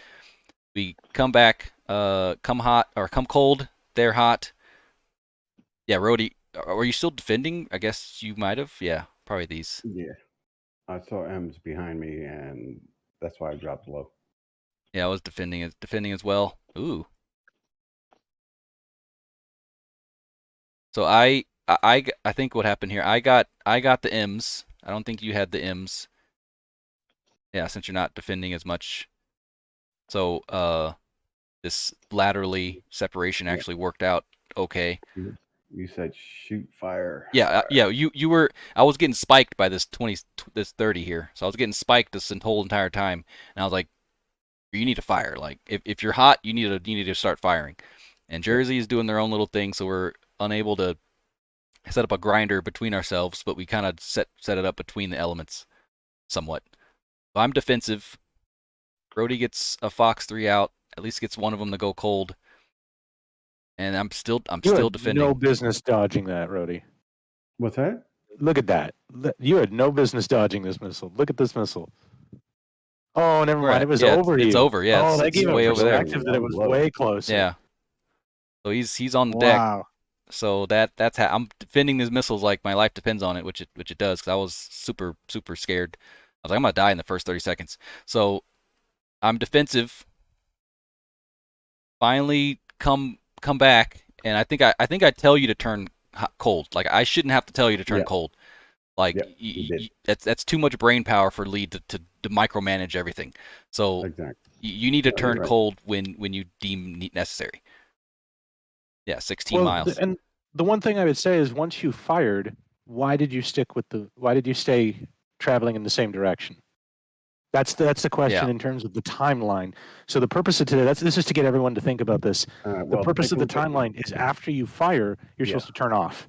You're not supposed to stay and hold the missile for extra long. Like, that missile has got to be pitbull by now, right? I mean, yeah, look you're at where 13 miles. Yeah, you're 13 miles firing. You're already crossed Mar, so there's no reason to stick around. Yeah. Other than you just want to admire the guy dying. No. I had some spatial disorientation. If you take a look at my jet, I was turning over, and I'm upside down right now. Yeah, well, I mean, that's nighttime for you. Gotta. Jeez, that's insane. You're doing 4-point turns. Oh my, yeah. Okay, so you need to very much get oriented with the instruments and the HUD and all of that. Yeah, you cannot be looking outside like that. And no, absolutely, and that's boy. Yeah, right here. Yeah, I told you to turn back. I'm like, what are you doing? So, all right. Yeah. So, let's see. Let's go back. Let's go to this one. We're both doing our 2 different things here. We got Jersey and Debug fending for their lives. Missile coming out. How far is that? 21 miles. Missile's already out. Cool. He cranks. Pretty sure you get the missile warning somewhere around here. So you both go defensive.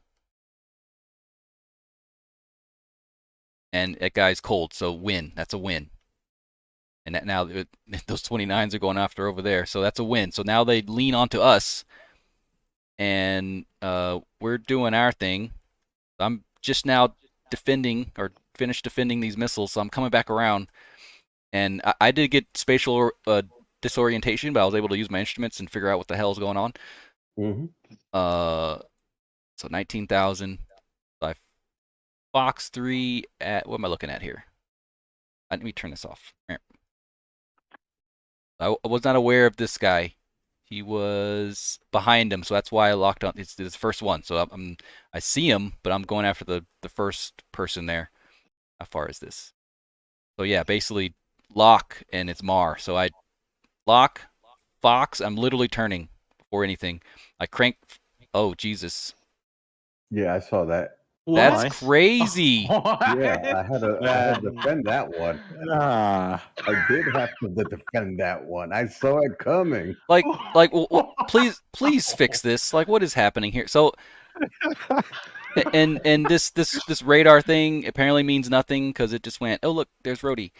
Uh-huh. What the fuck? I was looking away. I saw What that. did I I come had to back defend to? that thing. Prime check the range from missile to the enemy. Yo, the Okay. mission just did an air show.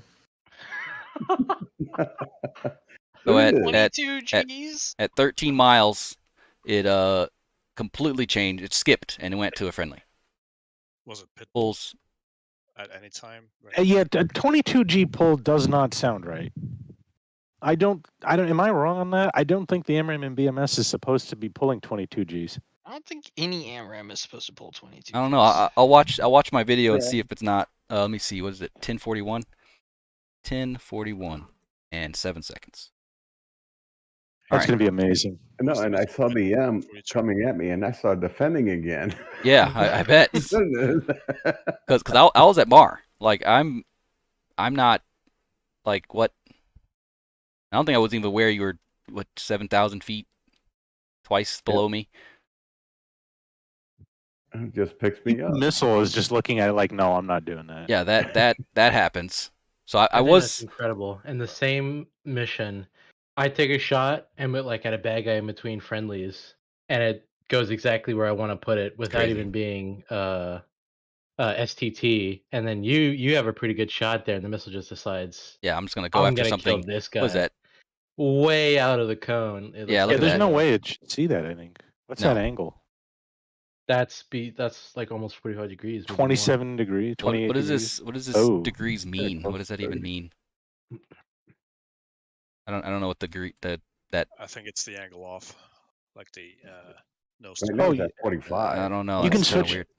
F5, and that'll give you the first-person view of the missile. And then you can right-click, drag, and look down. See how far down you have to look. It's like at least 45 degrees, and it's even pitched up 10 degrees. Mm-hmm. So yeah. There's no way the missile should even see it. No, I don't think so either. Anyway, that happened, and I knew how far he was, and I was like, this is a very aggressive move. So instead of turning cold, I just kind of corkscrewed down like perpendicular to the enemy, the threat. So I'm not losing any. I'm not gaining any distance. I'm not going away. I'm just kind of neutrally defending. And if there's any missiles, it has to pull lead on me, and hopefully I don't get hit by it. Hey, Prime, Yes. one more question about this one. Was the missile pitbull before you turned? I'll have to look at it. I was Mar, so I probably didn't support it as much as I wanted it to, but pretty sure it was pitbull pretty quick. I mean, the thing that concerns me is, did it switch targets after going pitbull, or was this actually a pitbull event? Unfortunately, picking. There's a way to see 1040-104. It usually gives me like it tells me in the corner or something. Yeah, it's in the log.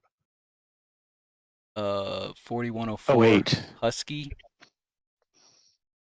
Didn't fuse. What? I have mono running.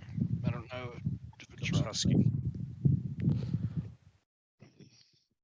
That is amazing. That is weird. I'll have to look at that. Let's continue. There, it just went husky, it said. Yeah, it never went pitbull. Like, that's kind of weird. Guess it just does whatever on Husky. So I laterally defend it. I notice I'm still being spiked. It's not giving me all the spikes here. But thank you, Debug, for firing off of that guy. And I was clean. I was naked, actually. Oh, what the heck? Oh. Oh, he killed himself.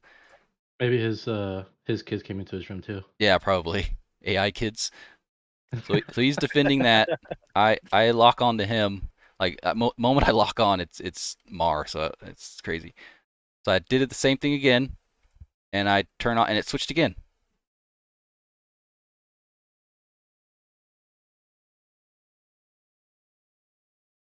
You launch an STT, right? Yep. All right.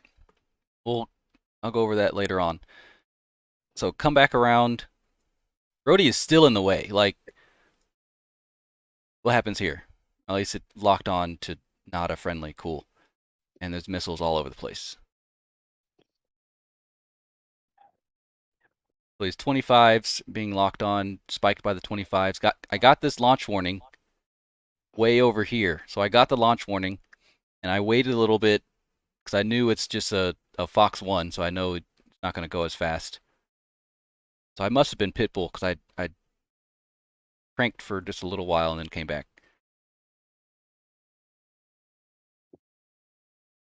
Came back in, and this is when it really starts to get really hairy. Missiles all over the place. I'm getting locked on in 2 different places. So I'm looking down. I lock this guy up, Fox 1 or Fox 3, and I immediately turn off. I do the same aggressive maneuver where I'm not blowing away from anybody. I'm just kind of neutrally trying to figure out what's going on. And I think at one point I was confused of which way was which. Here I got some spacing. So I saw this merge. I was aware that they were merged. I'm like, well, I got to do something. So locked on, looked at my TGP, and it was like MiG-25. I'm like, sweet. So I foxed like super close, 5 miles. And it was Pitbull off the rail, and it hit him.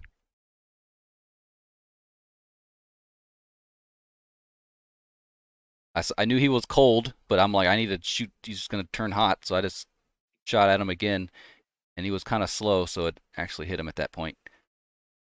And this is when I was trying to see if 2 was still up. I was like, 2 status. He didn't say anything. 4 status. I was like, cool. And this is when I saw this on my radar, and I asked Showtime for a picture, and he said sandwich. I'm like, that's my favorite brevity call ever. And I noticed that he was cold, so I'd kind of offset a little bit this way. I was out of missiles at this point. Number 4 had to monitor that guy, and once they were farther away, we just landed.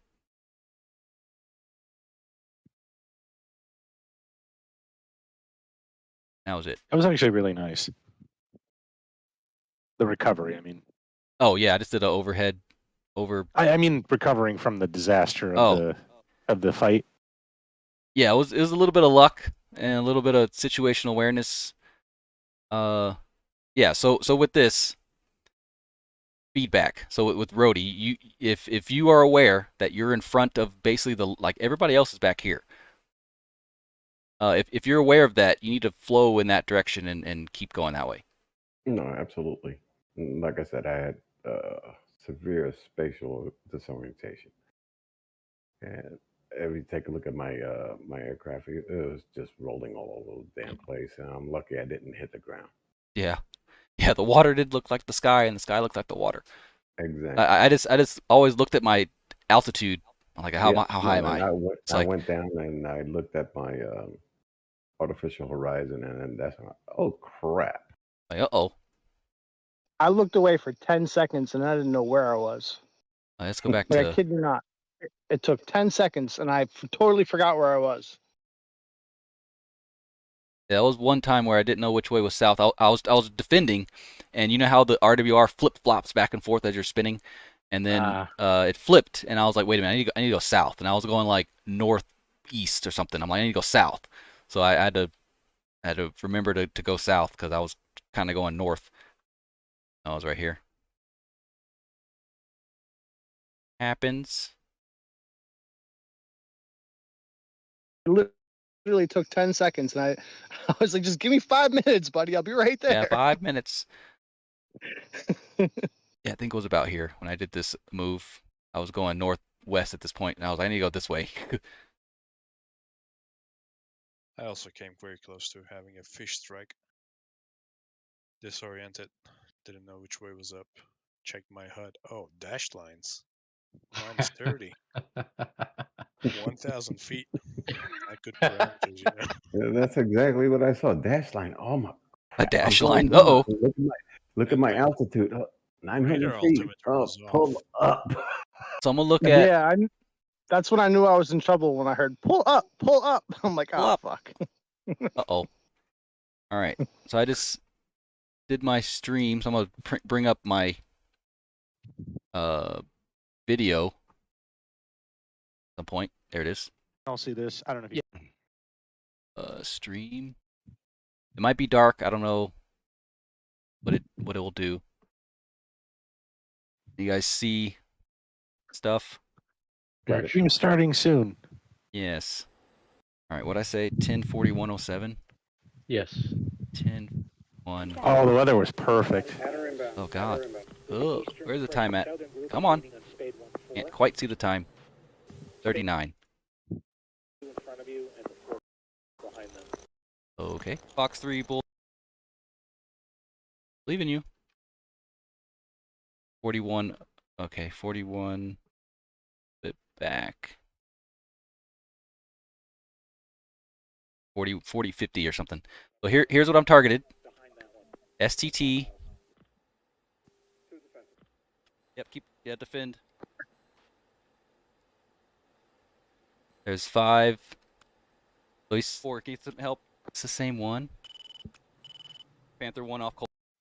It must be 41:07. It must be the same one. So he turned cold, and I wasn't gonna get a better shot because he turned cold, and nothing I can do about it. So I turned cold. Spade 6-2, you're gonna have to turn south. Spade 6-1, you turn north. Direction northeast. Defending 30. The 3-4 turn if able, if you're clean. 4 clean. 2 come off. Yeah, I have to macro manage everything. Like one's a defensive missile now. Spade 6-3, showtime, how copy? They just pushed approach. One's clean, turning back. Panther, how do you read? We're still here, engaged. So here's that turn. Showtime 40. on guard. Spade 1-4. 31. You are merged. You've got two bandits 6 miles behind you. So there, I lock them up. There's a single. On guard. Spade, continue to the There's a hawk double. at the airbase. STT there. Go in full afterburn. Unlocked for a little bit. 24. Fox 3 bullseye. 201 115 26,000. So Rhodey's like literally. I didn't see that symbology. I didn't know he was there, but he is right underneath me. You saw it on the symbology there. So keep flowing. Keep flowing. There's a missile going after him now. Panther, additional threat behind that. So I wait till there's Husky about here. So I heard Rhodey say defensive. So it literally hit Rhodey before anything. Like I'm literally locked on to the target, and it just goes after Rhodey. So definitely a bug. Yeah, defend.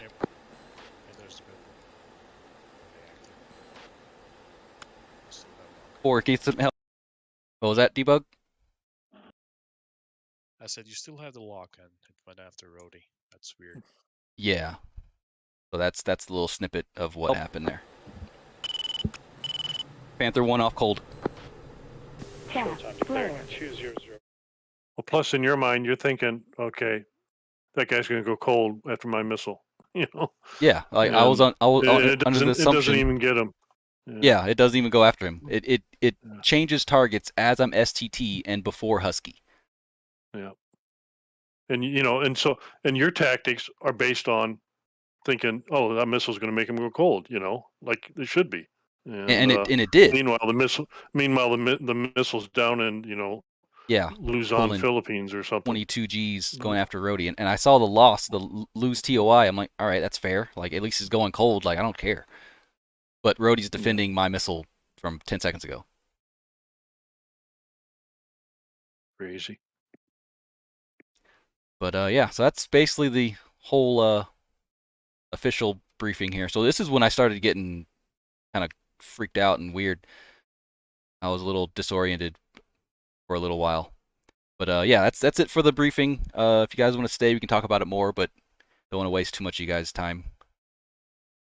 Yeah, for those that do want to stay, I'm gonna stream something, but it's fine if everyone wants to leave. That's fine. We're gonna rerun it on Thursday, or at least that's the game plan. Got to bounce myself. I'd like to stay, but got to go. Yep. Thanks for coming. Thanks so much. See you, Badger. See y'all. Yeah. See you later. I got questions. Yes. What do you guys think about running the mission during daytime? We could. How about complete darkness in IMC? You know, reduce On the the deck. complexity a bit for the learning curve. On the deck. So The it's whole- oh, go ahead, Bible. Well, just the reason why I did this is so first I did design it so the first flight didn't have to be in the dark. But the point is that I wanted people to not be focused on looking outside, because I think that defeats the whole purpose. I mean, I BVR. understand it's harder at night, but it defeated the whole purpose of BVR. If people are staring at, they're looking for the pixel in the target box. I think that's the wrong approach. And that's why I wanted to make it where it's progressing towards darkness, and I wanted people to be focused more on their instruments. Yeah, man, I see no fault in that logic. Let's go. That's fair. Right. I Yeah, because I did know learn I one will thing. come in, but my FOV tried to spot that spec. Anyways, Flying over water at night's a little different than flying over land, though. This is true. And that's when I realized that I was in trouble. Like I normally haven't had any problem flying at night until I looked away for 10 seconds, and then I got awfully confused. I was like, wait, is that ground? Is that like... Huh? The other thing is that ideally we never really descend to the deck. Yeah, ideally, yeah. are there moon phases in BMS? Maybe we can put a full moon in or something like that. When did we decide to use UHF 14? Oh, that's the human AWACS one. Oh. GCI. When Craig went left when he launched a missile as number 2, I just followed him. I didn't even know that there was an enemy on my 12 o'clock. Was that the right thing to do as number 2? 100%. So if you are confused and unaware and your lead's turning cold, follow your lead. Okay. Absolutely. Just happened your lead flew you into death, but you did the right thing by following me. Yep. Because to be honest, I didn't know where they were at very well, so I was kind of trying to give 3 and 4 an opportunity to build some situational awareness, but I didn't. The time wasn't there. I had already wasted that time, and because of my mistake, you died. Yes. Hey, but I'm alive. Yeah, well, I mean, actually, I take that back. You didn't die. You made it back to base, so no harm, no foul. Fuck it. Yes. Those 6 AMRAMs would have been nice to have, but you know what? You didn't die. And that's a really hard thing, fighting into night. It's a hard fight. BVR within fucking Night, yeah, it's like double advanced BVR, advanced it's like- darkness. If it's already not hard enough to keep track of where an enemy plane is, now you just can't see him. Yep. In the stream here. All right, y'all. Thanks for coming. I'll have chapters in here later, but hopefully you had fun. Hopefully you learned something, and I'll see you on the next one. See ya.